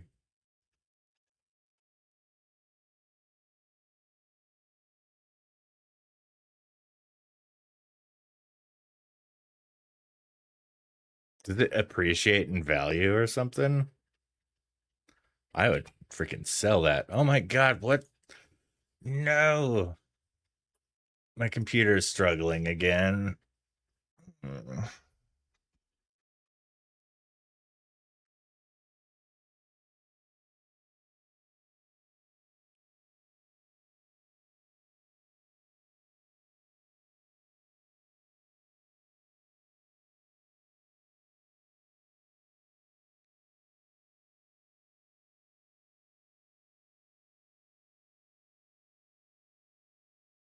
You're worth 40K in 15 years. Holy cow.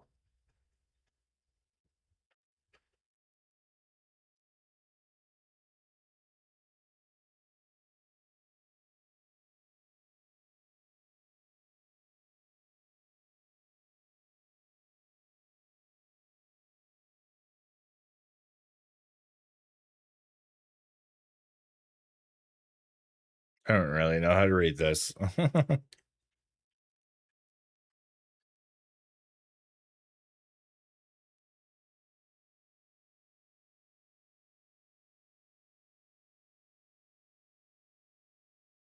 Dang.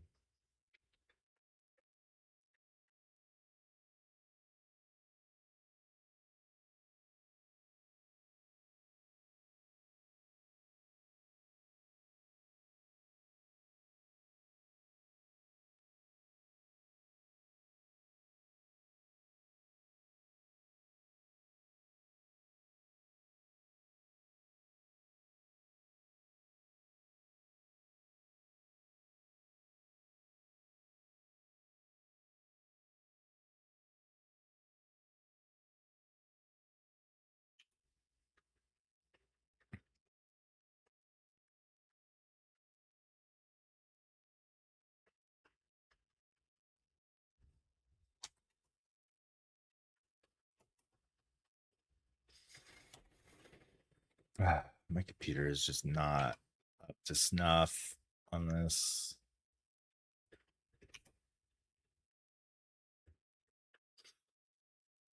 I mean, I guess ideally it would be great to set up the laptop to do the stream, and then I'll just stream this to the laptop. But I don't know how well that would work.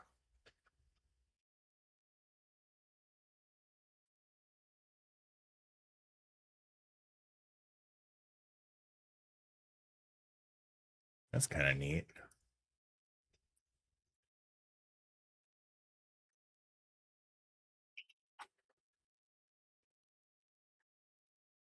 This is out in Kyoto.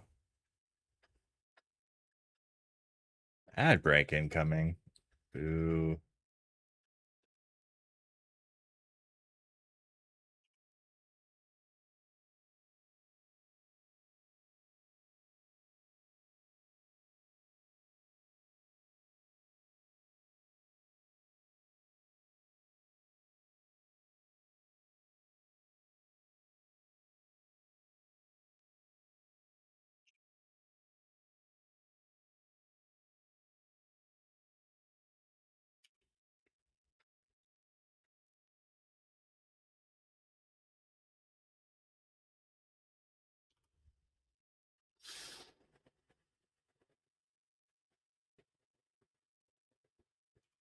Kyoto vibes.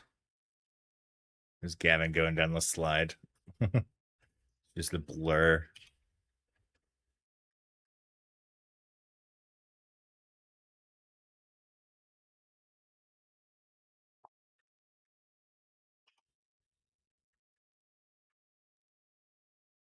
The street artist was really freaking neat.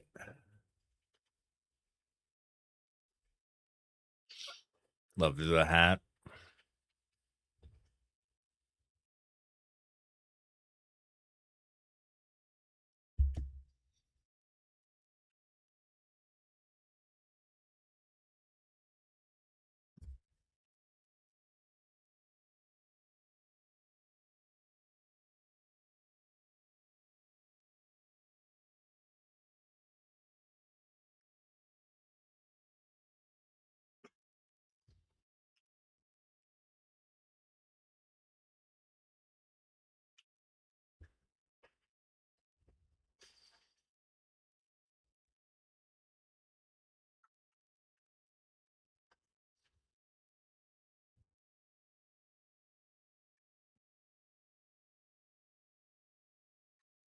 This was probably one of my favorite temple shots.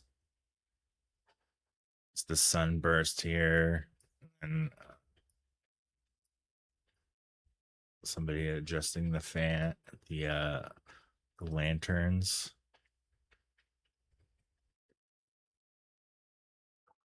The sky even turned out pretty good here. You want to remove this bystander.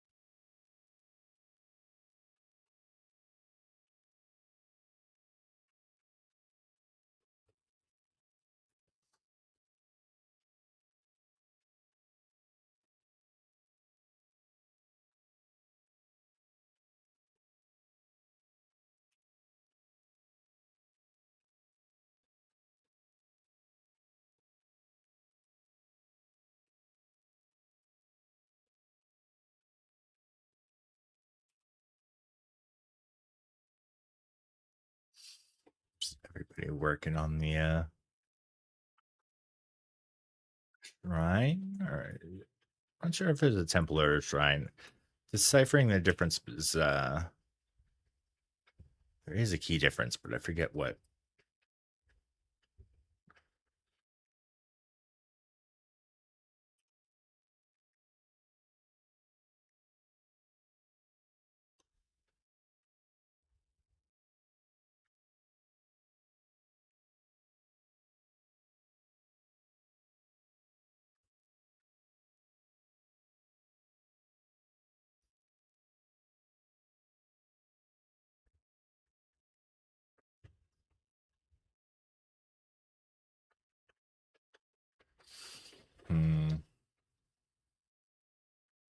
It didn't really turn out that great.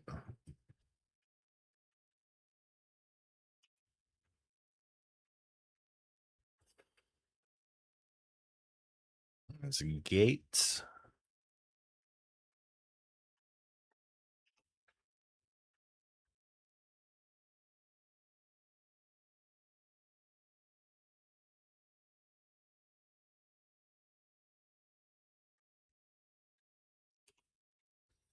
Oh, I just realized people were in ads for a minute. Sorry about that. Didn't quite acknowledge that. That's probably made chat go away for a while.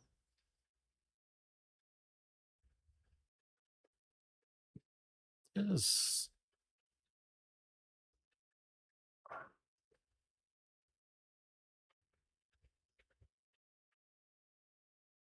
way to boost this a bit, make it look nicer.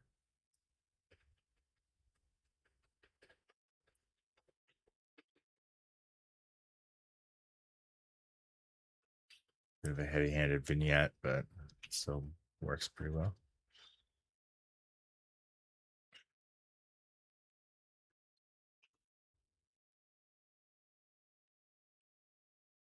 This was a cool moment. It's the lady feeding all the temple cats.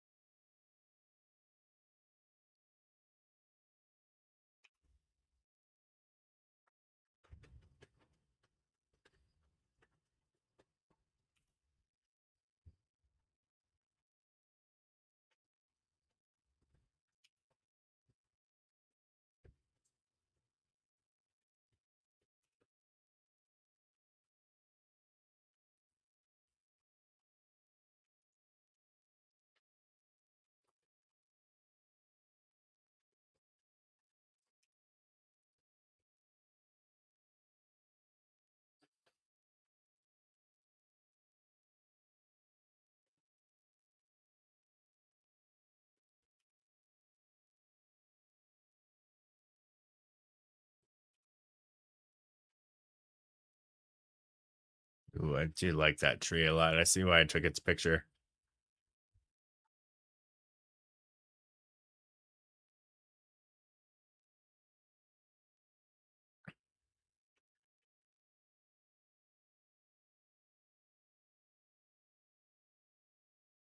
Terrible. Yeah, what a cliff. I finally fixed my computer.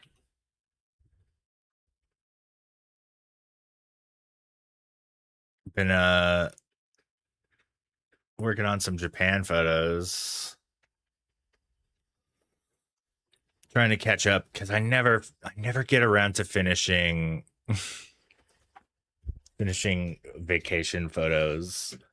My computer is, however, running quite hot right now. It's about 83 C, which is not cool.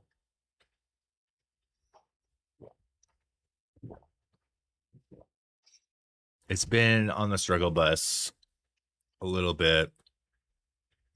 Favorite part of my trip? Ooh, I like that question. Good question.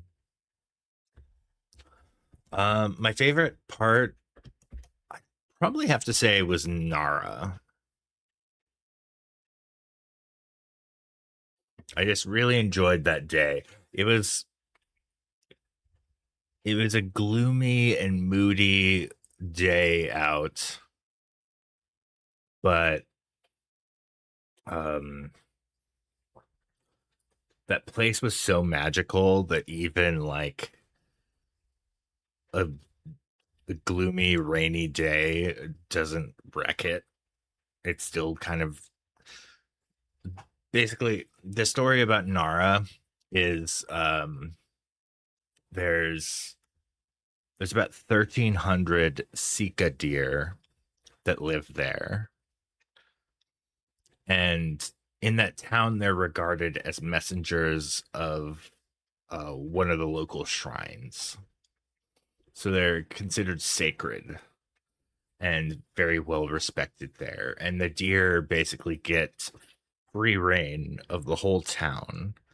And you'll see them everywhere in shops and like I got videos of it walking up to a bus stop and stuff. And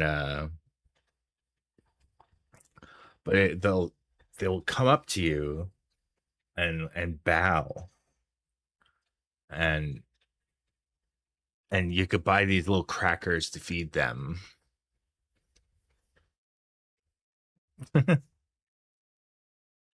um I guess I don't think there's any instances of them attacking, at least that I saw.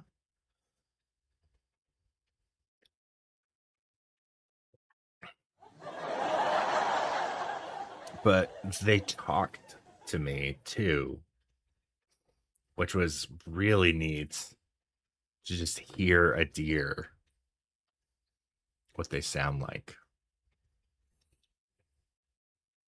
I thought that was neat. Um, Actually, I'll skip to it. And also, another big headlight highlight. Um, Nintendo Museum. Oh my god, my computer! Why? Oh, it's getting so laggy.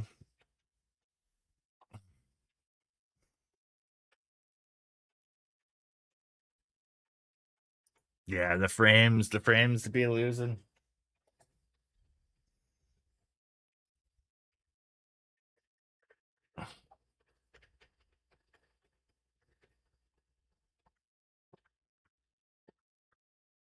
Yeah, there's encoding lag going on. So I recently acquired this Razer laptop. And now after this stream, I'm very seriously considering moving OBS onto this thing.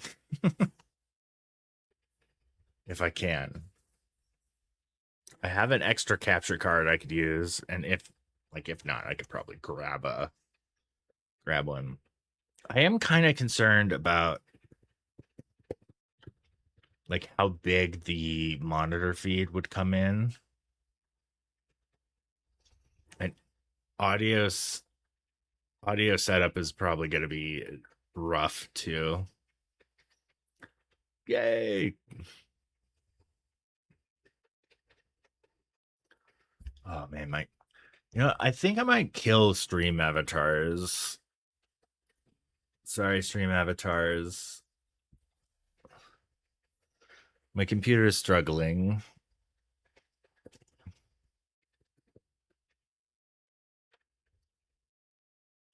Adobe plus OBS is equal to trouble. 100%.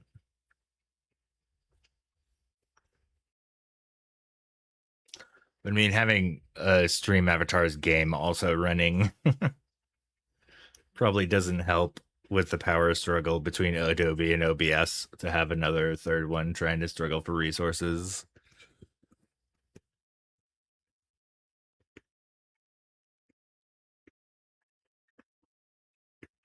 I mean, I do like the stream avatars, but I don't know.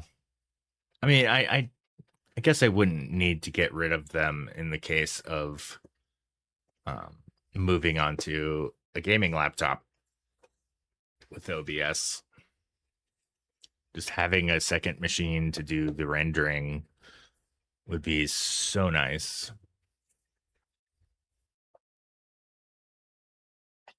Yeah, just moving a whole streaming setup, like my install and everything, would be split up the work. Mm-hmm. Because my computer does pretty well. I mean, I was just earlier drawing this diagram. Oh no, I closed it.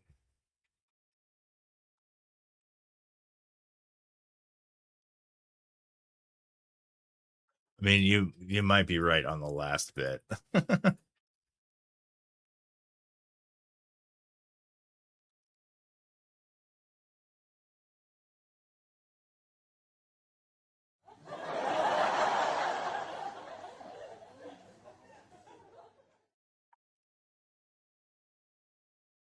So I was making this diagram earlier.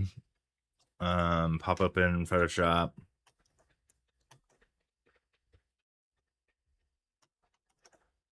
Um, Favorite Japan photo so far? Oh, definitely Ariyashima.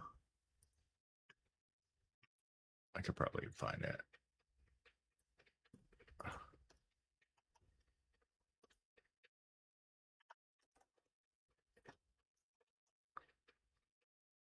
What did I do? What does Control R do?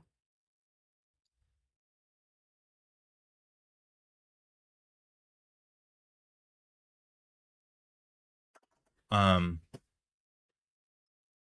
I'll pull it up.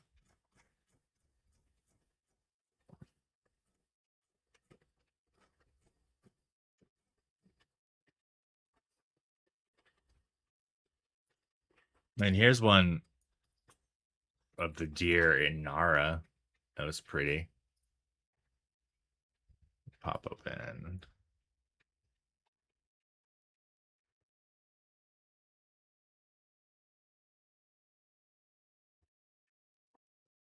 This one. This one for sure.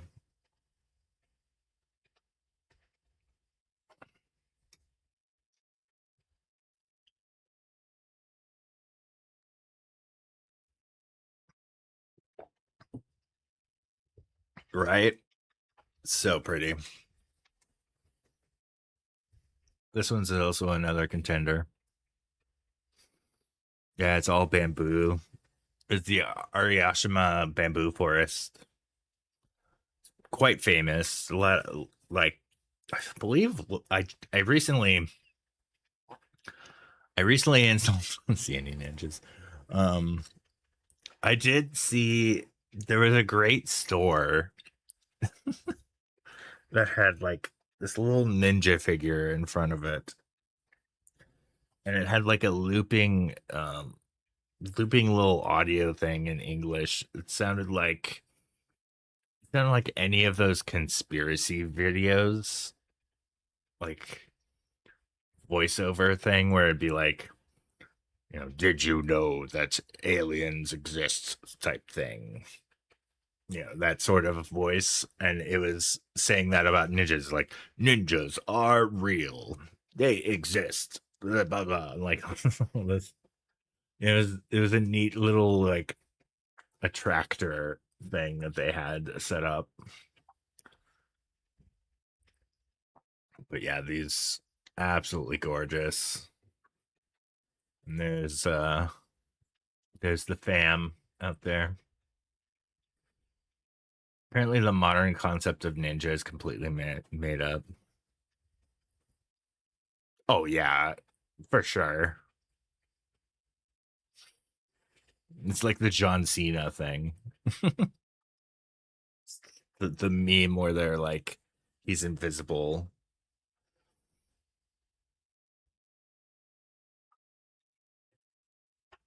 It is, yeah. It's fun. By the way, this is what I look like out there in the bamboo forest. They were getting a little bit better, but my eyes were swollen. Um,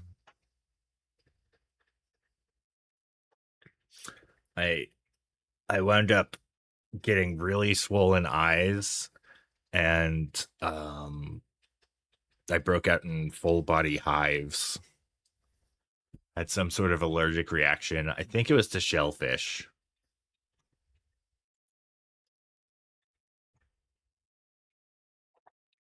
Yeah, I was just making this diagram earlier, but I think I might make it for you too. Like here's the inside of my PC. I put a new cooler on, which is this white one. But my cooler is dual intake. This is the front.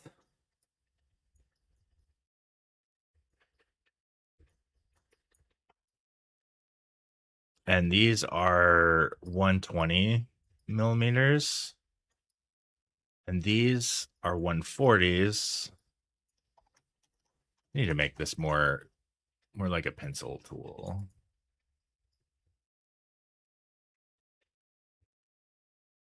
Is there no pencil tool?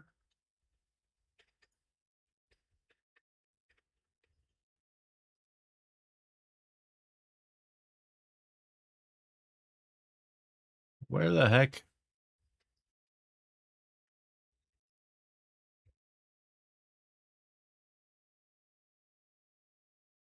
Oh, the flow is really low. That's what's happening. So these are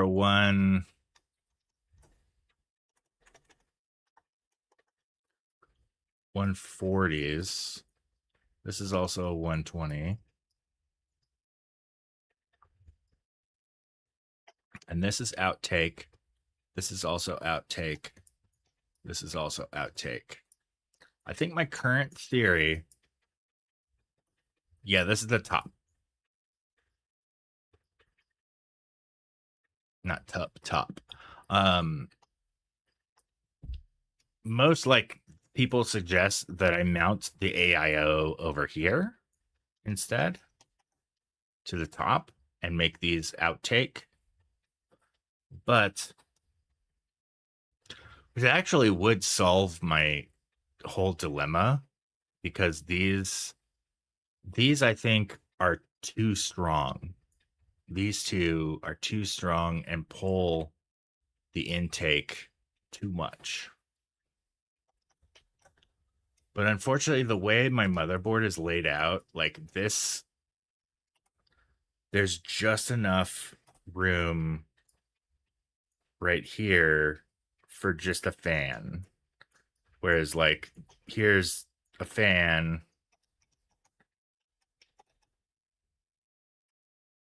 And then plus radiator. So the radiator would be going over the motherboard parts.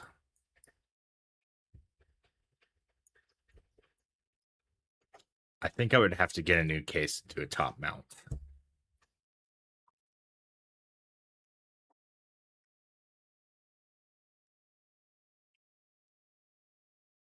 I'm almost kind of considering maybe trying to put some 140s on this so it pulls more air.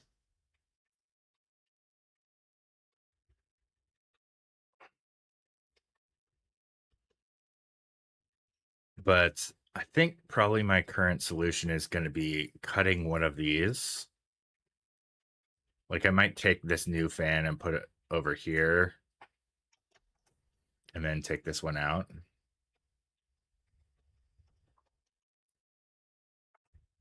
So it won't be pulling like over pulling the air.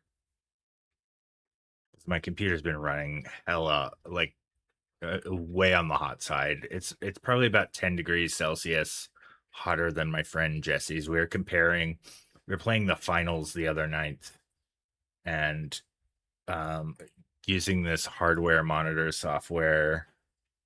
Where's it?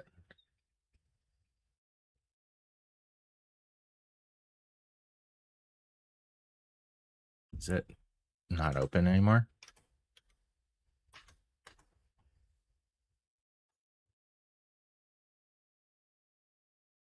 Let's close. So yeah, the CPU is currently 81, 82 Celsius.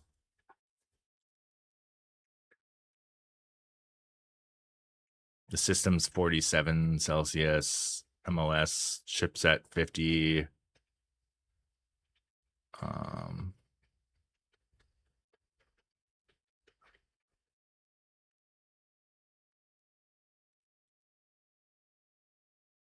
Yeah, it's peaked at 86, which is very, very much in the red.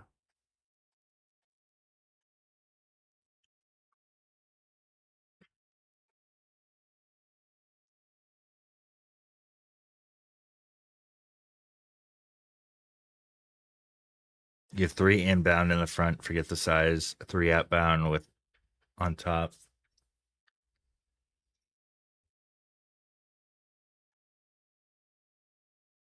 Yeah, I'm almost thinking on ditching this case. Like, I really like this case. It has a good, like, here's the power supply.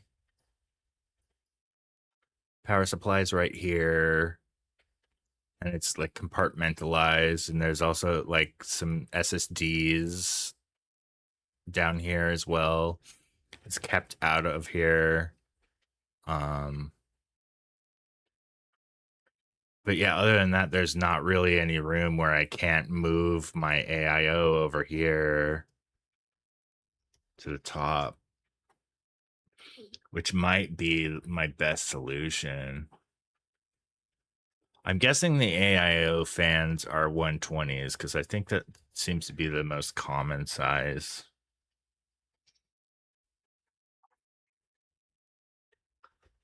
I do have a full tower case that I don't use. Maybe I can migrate the computer into there. Yeah, this is the new motherboard. I mean, it looks exactly like the old motherboard. I do have a video that I made of me installing it, which is kind of interesting.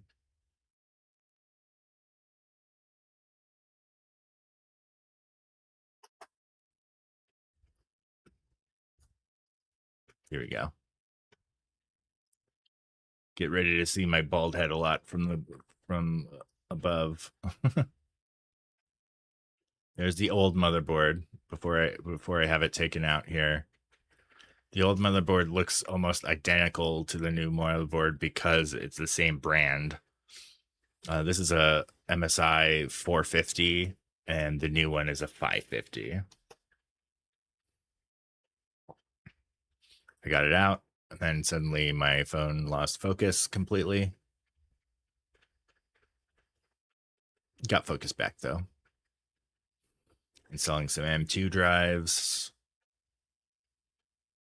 new processor, GPU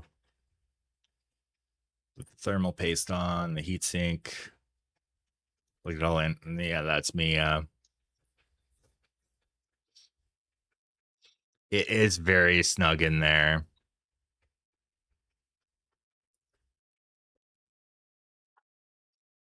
Yeah, new case might be my solution.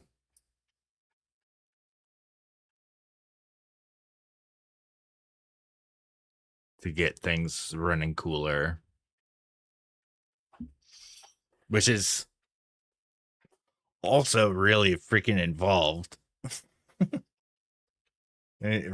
Like installing a new motherboard, I've already done that.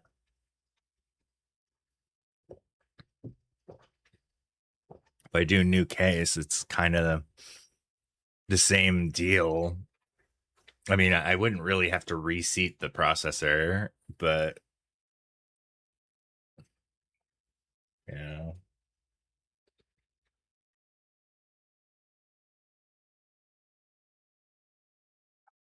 Let me look at this full tower case behind me.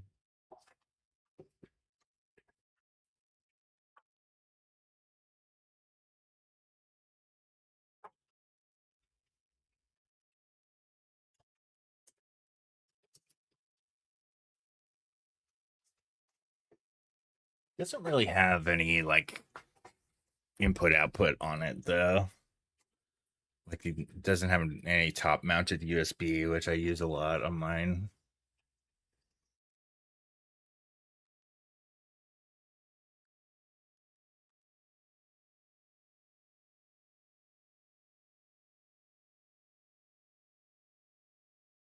But it's a full tower.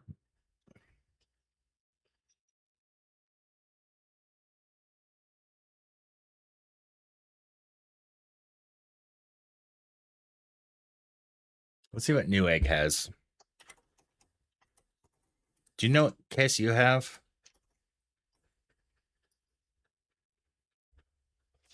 Yeah, top mountain USB is so nice.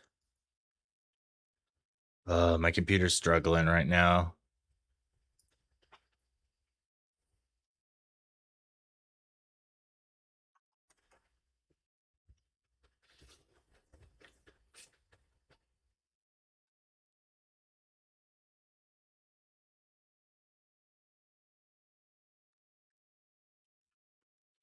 Yeah, I currently have a fractal case. Um, computer cases. Hmm.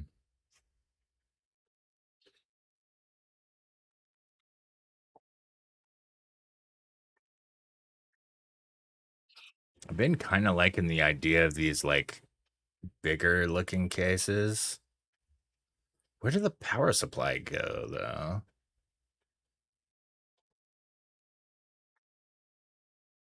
Also, pulling air from the bottom is weird.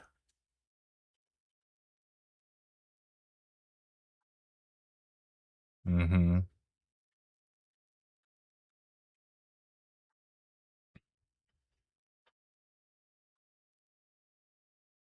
Oh, okay. Yeah, the PSU is probably right here.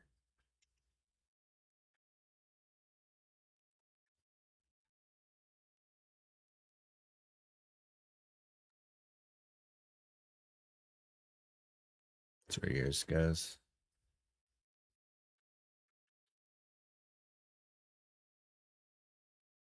Antec Flux.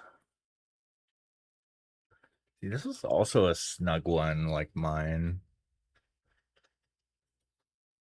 Oh, it's got temps on the side. That's cool.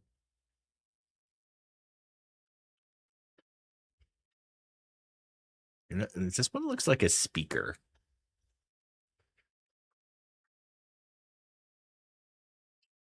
I've been seeing this fractal, and I have a fractal design case. I've seen this one around. Also looks like a speaker, like an old 70s speaker. And there's this one for like $60 that's like huge.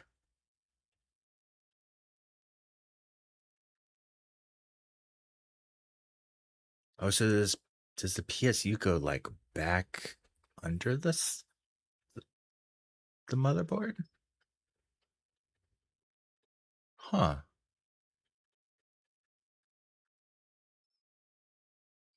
They do, right? There's a Lian Li.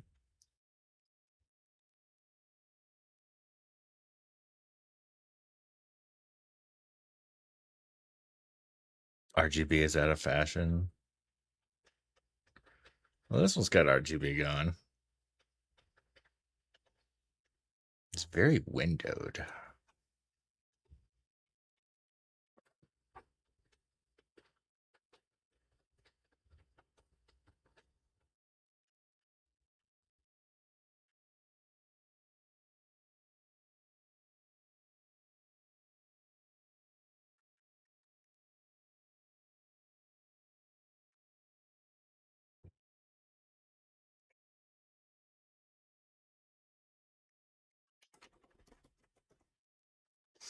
The Lian Li. No, this one's like $100. Also looks like a speaker.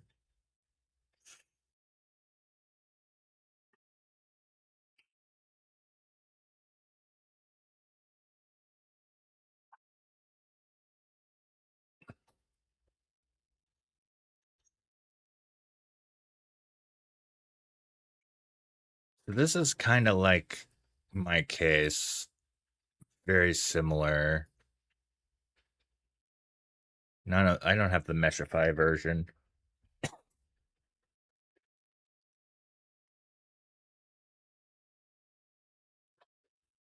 Yeah, the drives are mounted like that on the in the inside. Yeah, it's so snug.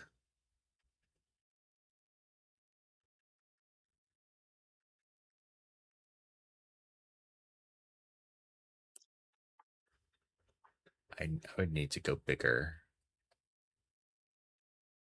Dude, Mag Pano.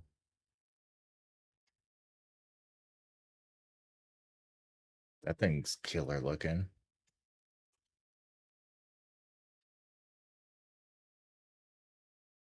Well, what's the input output at the bottom? Look at that. I guess this is meant to be mounted on your desk.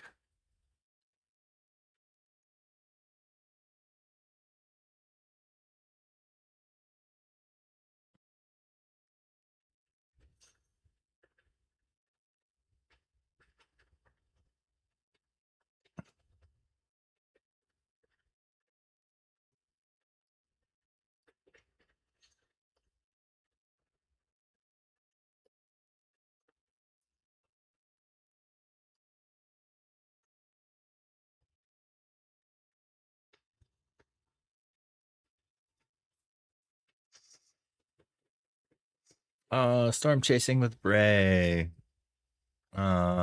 That was such a fun series to make.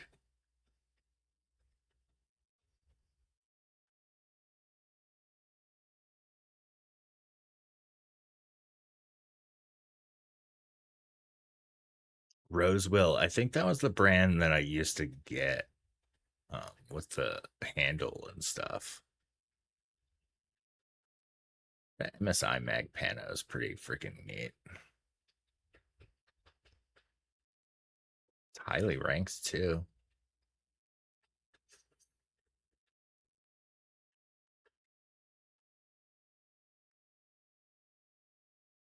The Corsairs are pricey. I've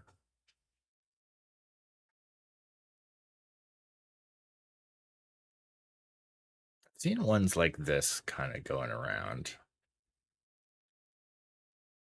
Newegg Select.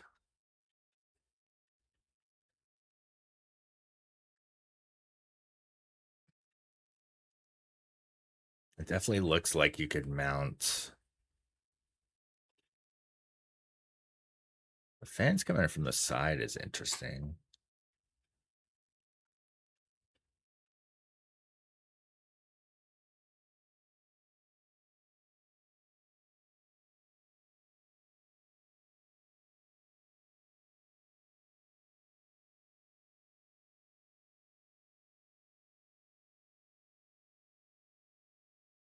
It's got USB 3.0 and USB-C.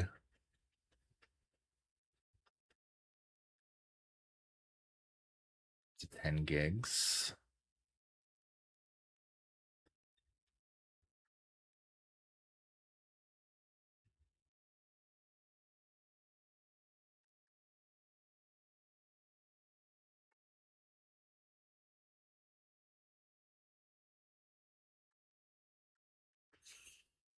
Their fans are mounted in the bottom too.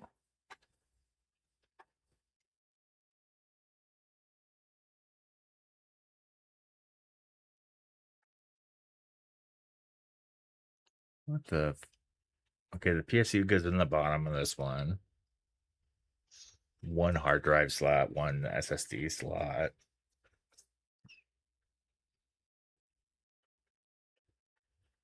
I don't know if this would really be any better than my current setup.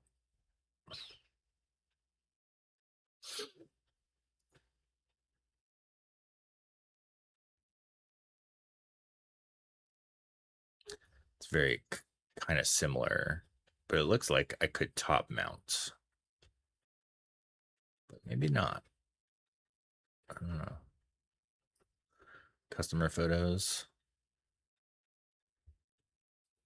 That one's got top mounted AIO.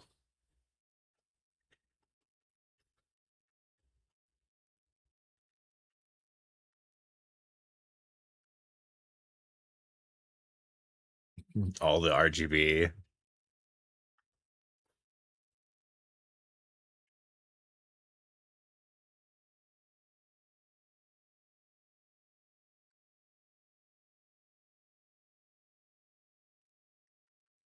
What is that fan? Is that for like the GPU?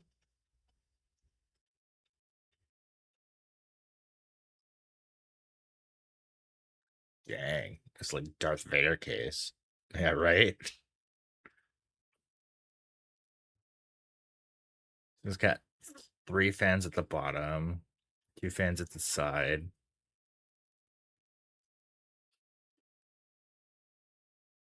Is that the AIO on the side? It's hard to tell. 11. 1, 2, 3, 4, 5, 6, 7, 8, 9. Oh, that's not an AIO, is it? Oh, no, it is. Yeah, AIO at the top.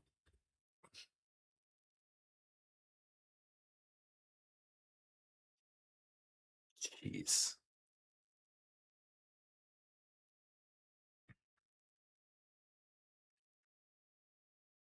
This case is only $58.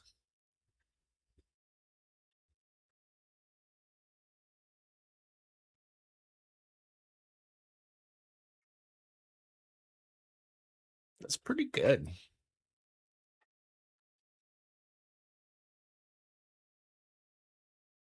But boy, I'm intimidated by that upgrade idea. I've already installed a new motherboard and CPU and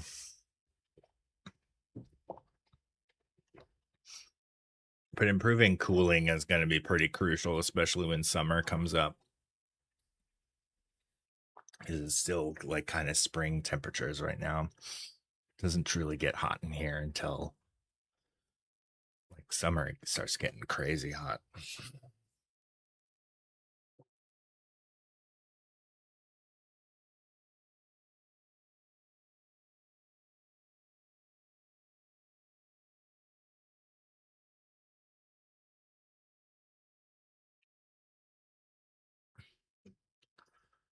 Oh wow, yeah, that's really chunking away at the computer, and it's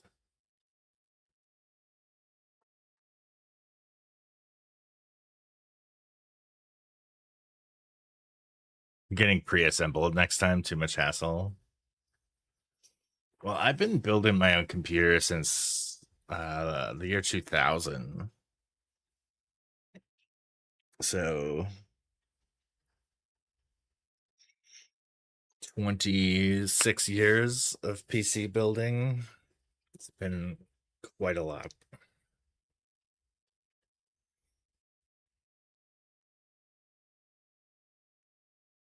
I now have a um I wonder if I need to update my specs. I do. Where'd be my streamer bot at?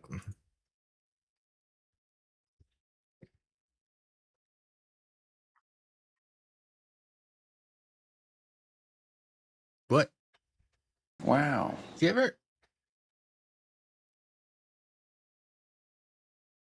you ever get streamer bot to do this?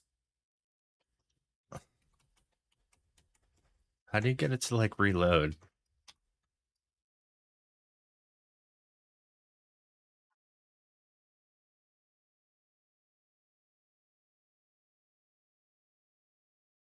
This is streamer bot.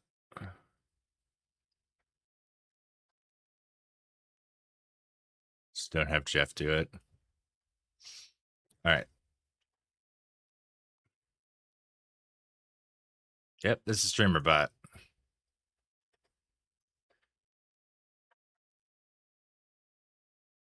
Wonder, can I make it? Oh, restore. Oh, I clicked restore and that worked. Okay. GPU's in Jeff mode.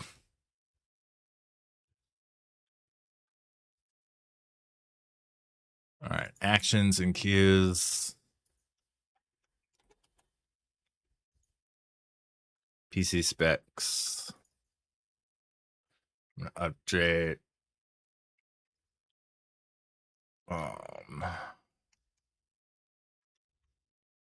it's a 5900X now.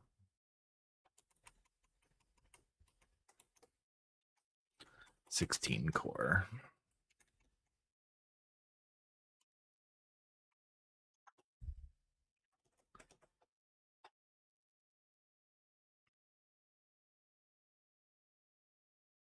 Yeah, it is good to know that it does restore it.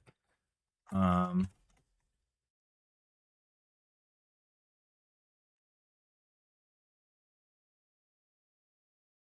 forget what it is to like do a quick look at your spec. Well, it's probably different now in Windows 11.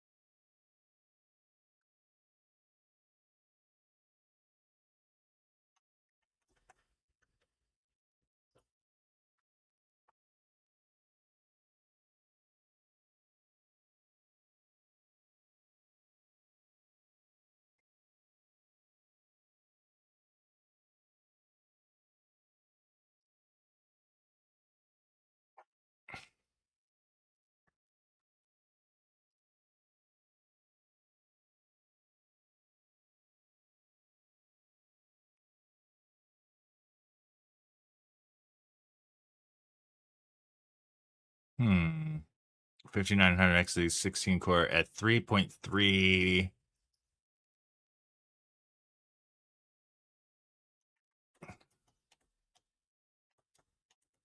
So I had a bit of a gigahertz downgrade on this, but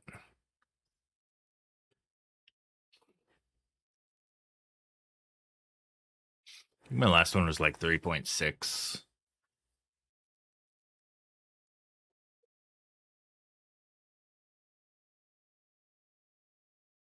Yeah, Nintendo Museum. Oh yeah, edit preferences. I need to turn GPU acceleration off.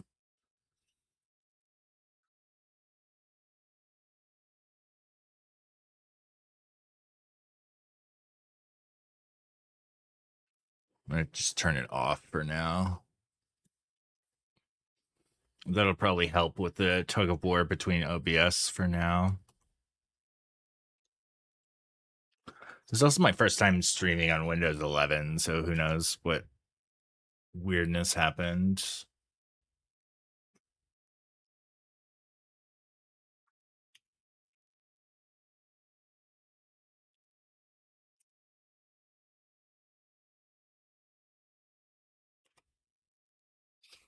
Yeah, this is Nintendo Museum. So this is their setup for family portraits. And we got quite a few family portraits here. And do some portrait masks. Ooh, I like that they're running in the background here, so I could probably still use Lightroom while it works. It's really on the struggle bus, though.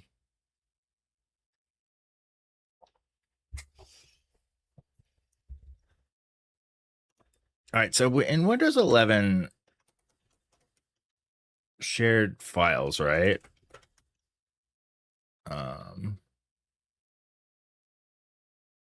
haven't done a network share in a while.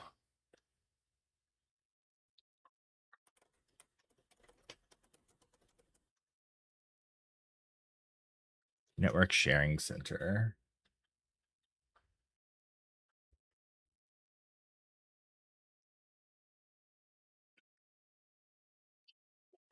I'm now wanting to set up the laptop.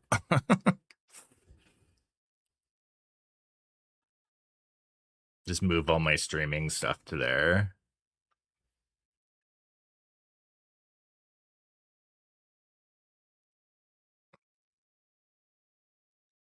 Oh, of course.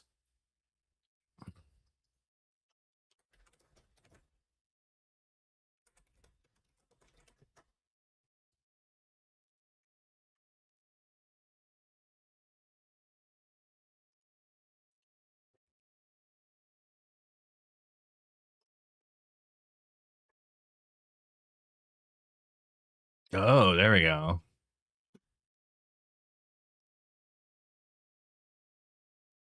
That's what you do when using Lightroom. You do network sharing on that. So the streaming folder,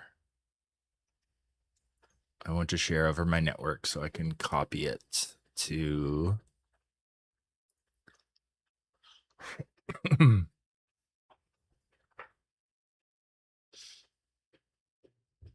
Video Ninja.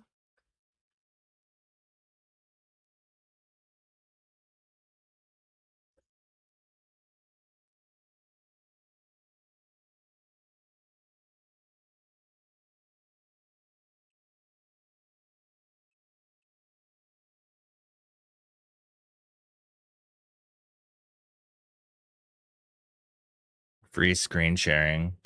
Does it do file transferring?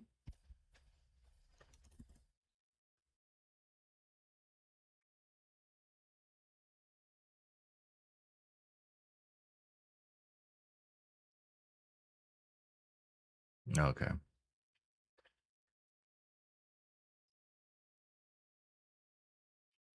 I'm going to share OBS.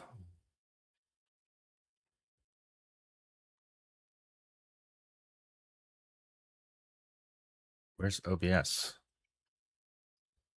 Where you be OBS?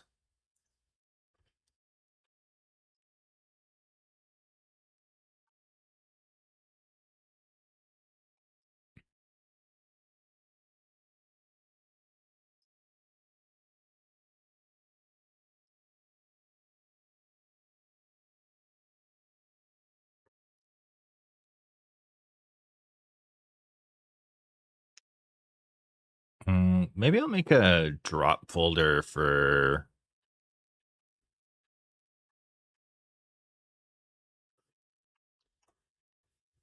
go to my fast drive.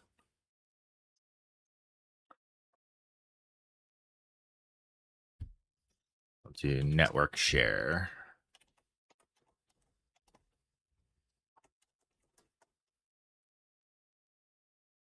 And then I'll show more options.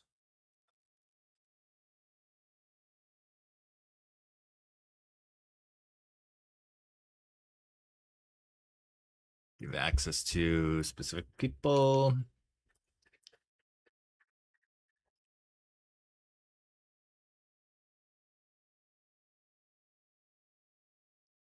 And then I'm going to share OBS Studio. And my streaming folder is already on share. What else do I need to share with it? Touch portal settings.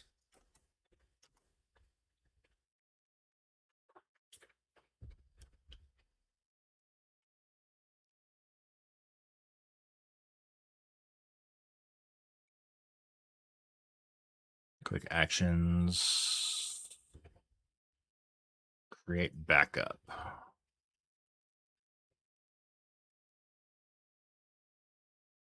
Documents folder. Documents.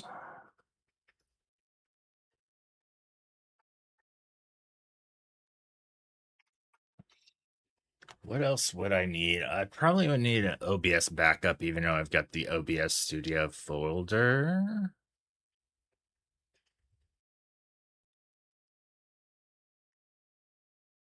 So for Dave modified.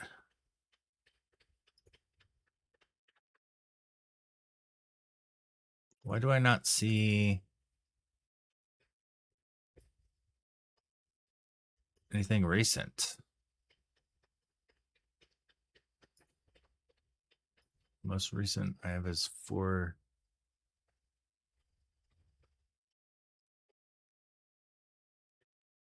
the heck? It said it was saved.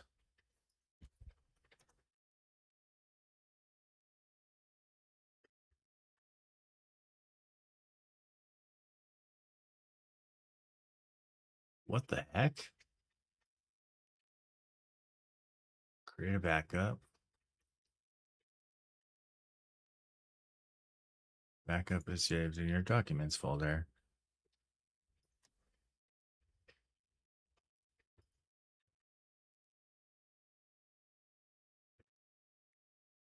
Oh, it just must be the date that it was last modified for something. Because these recent ones are both 420. Oh, okay. 2026 of 501. Okay. But why is it the date modified in the past? That's so weird. All right.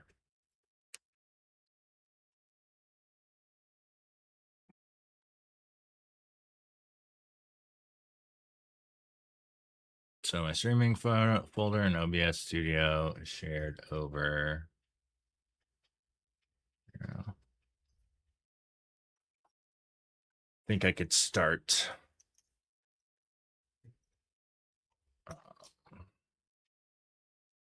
porting over my streaming to the laptop. Because, yeah, this computer cannot handle OBS and Photoshop anymore because it's been running into issues.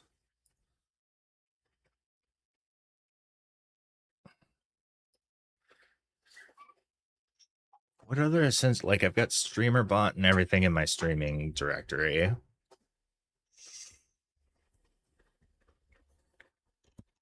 Hmm.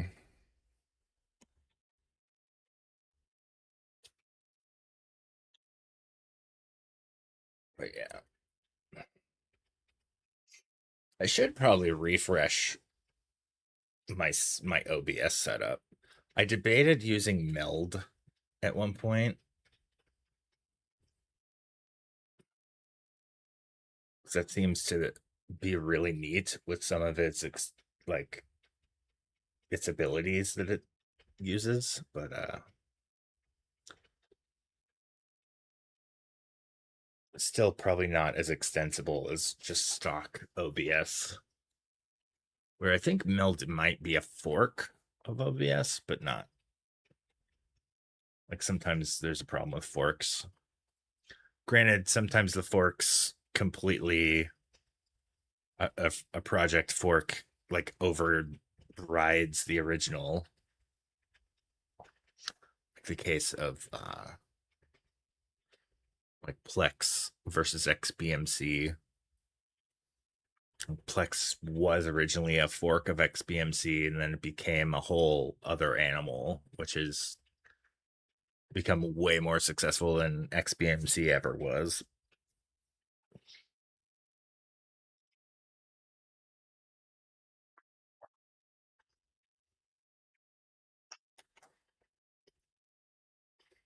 All right.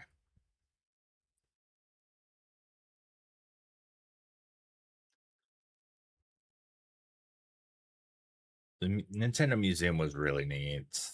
Here's Miyamoto's signature. It was pretty great.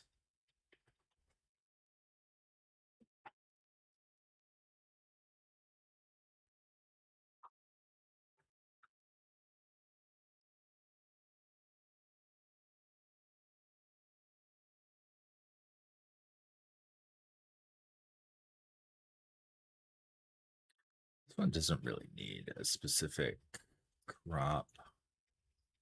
I could probably mess around with rotation and stuff.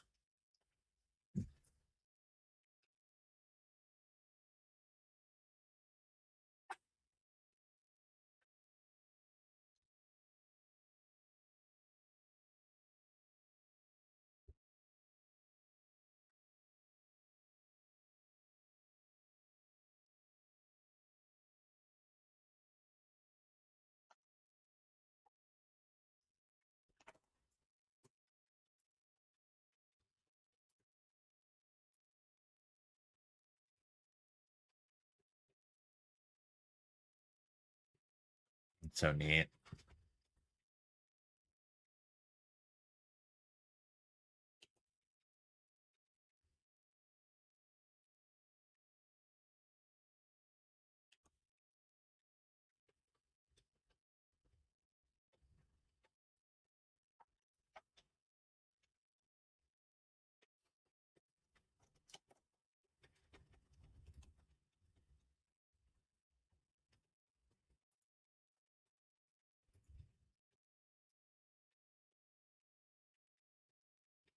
Incoming ad break. You know what, guys? It's 2 in the morning.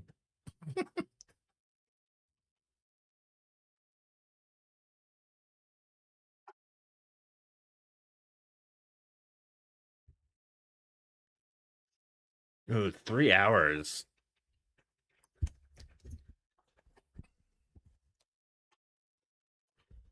All right. I think I'm gonna be sharing some more of this later.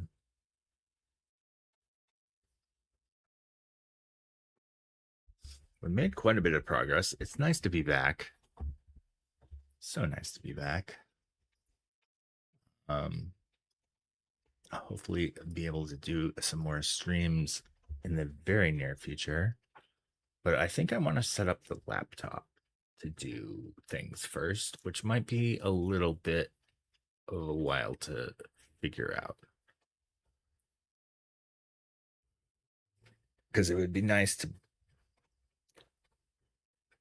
not have my computer so stressed. while working on photos. Thanks, Hyena. Yeah, yeah.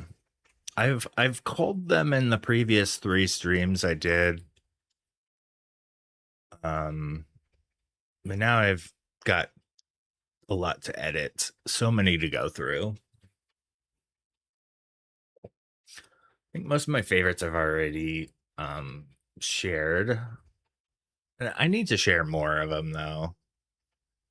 I mean, I'm always so reluctant to share vacation stuff because I don't know, a lot of people don't really seem to respond to it so much.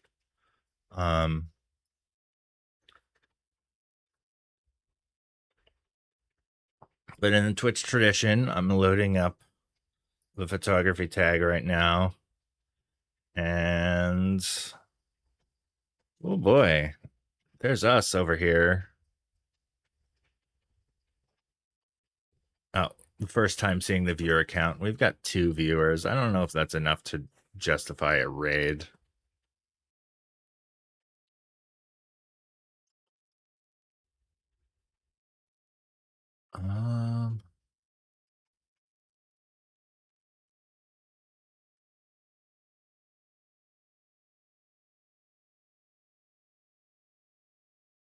Let's see who's live though. Oh yeah, I don't have Twitch Premium anymore. What a bummer.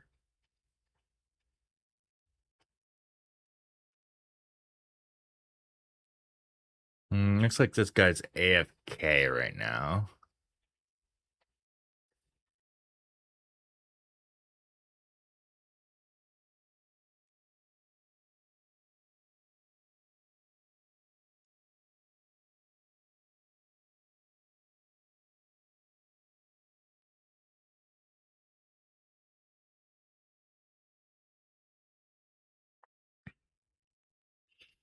Art Universe doing software and game development.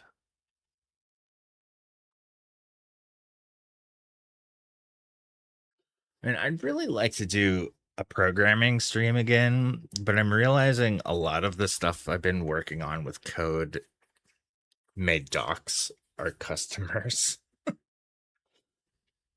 because it's like their emails and names, and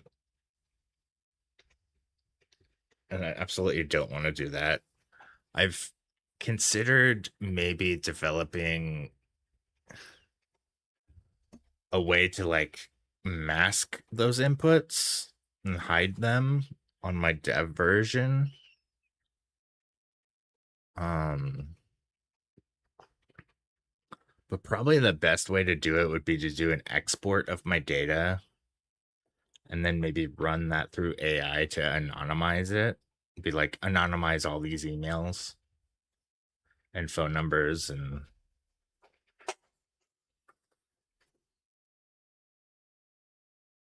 it is a really interesting project and thinking process writing the code for it, and it might be fun to stream that. But yeah, but there's the risk of leaking information that shouldn't be leaked.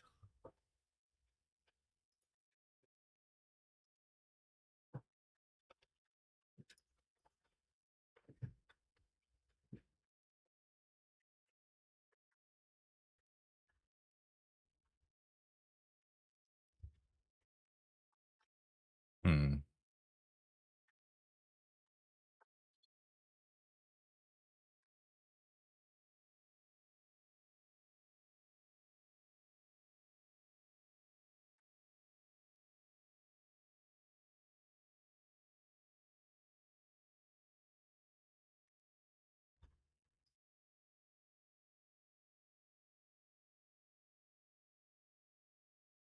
Hmm. Yeah. Looking at these raids here, I don't know if I think I'm just gonna to wrap it up. We don't really have enough to justify a raid either, but thanks so much everybody for tuning in.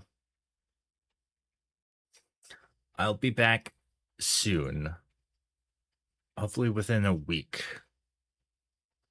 maybe sooner. once I figure out this laptop business, I would like to get this set up. I still need to pay for this dang thing. Friend shipped it to me. Also, ship.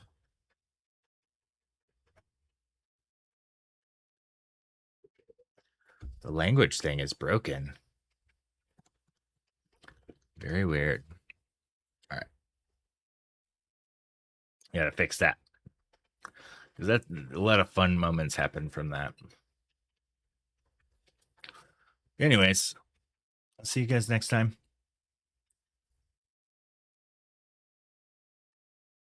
I'm gonna play the outro. Take care, everybody. Good night.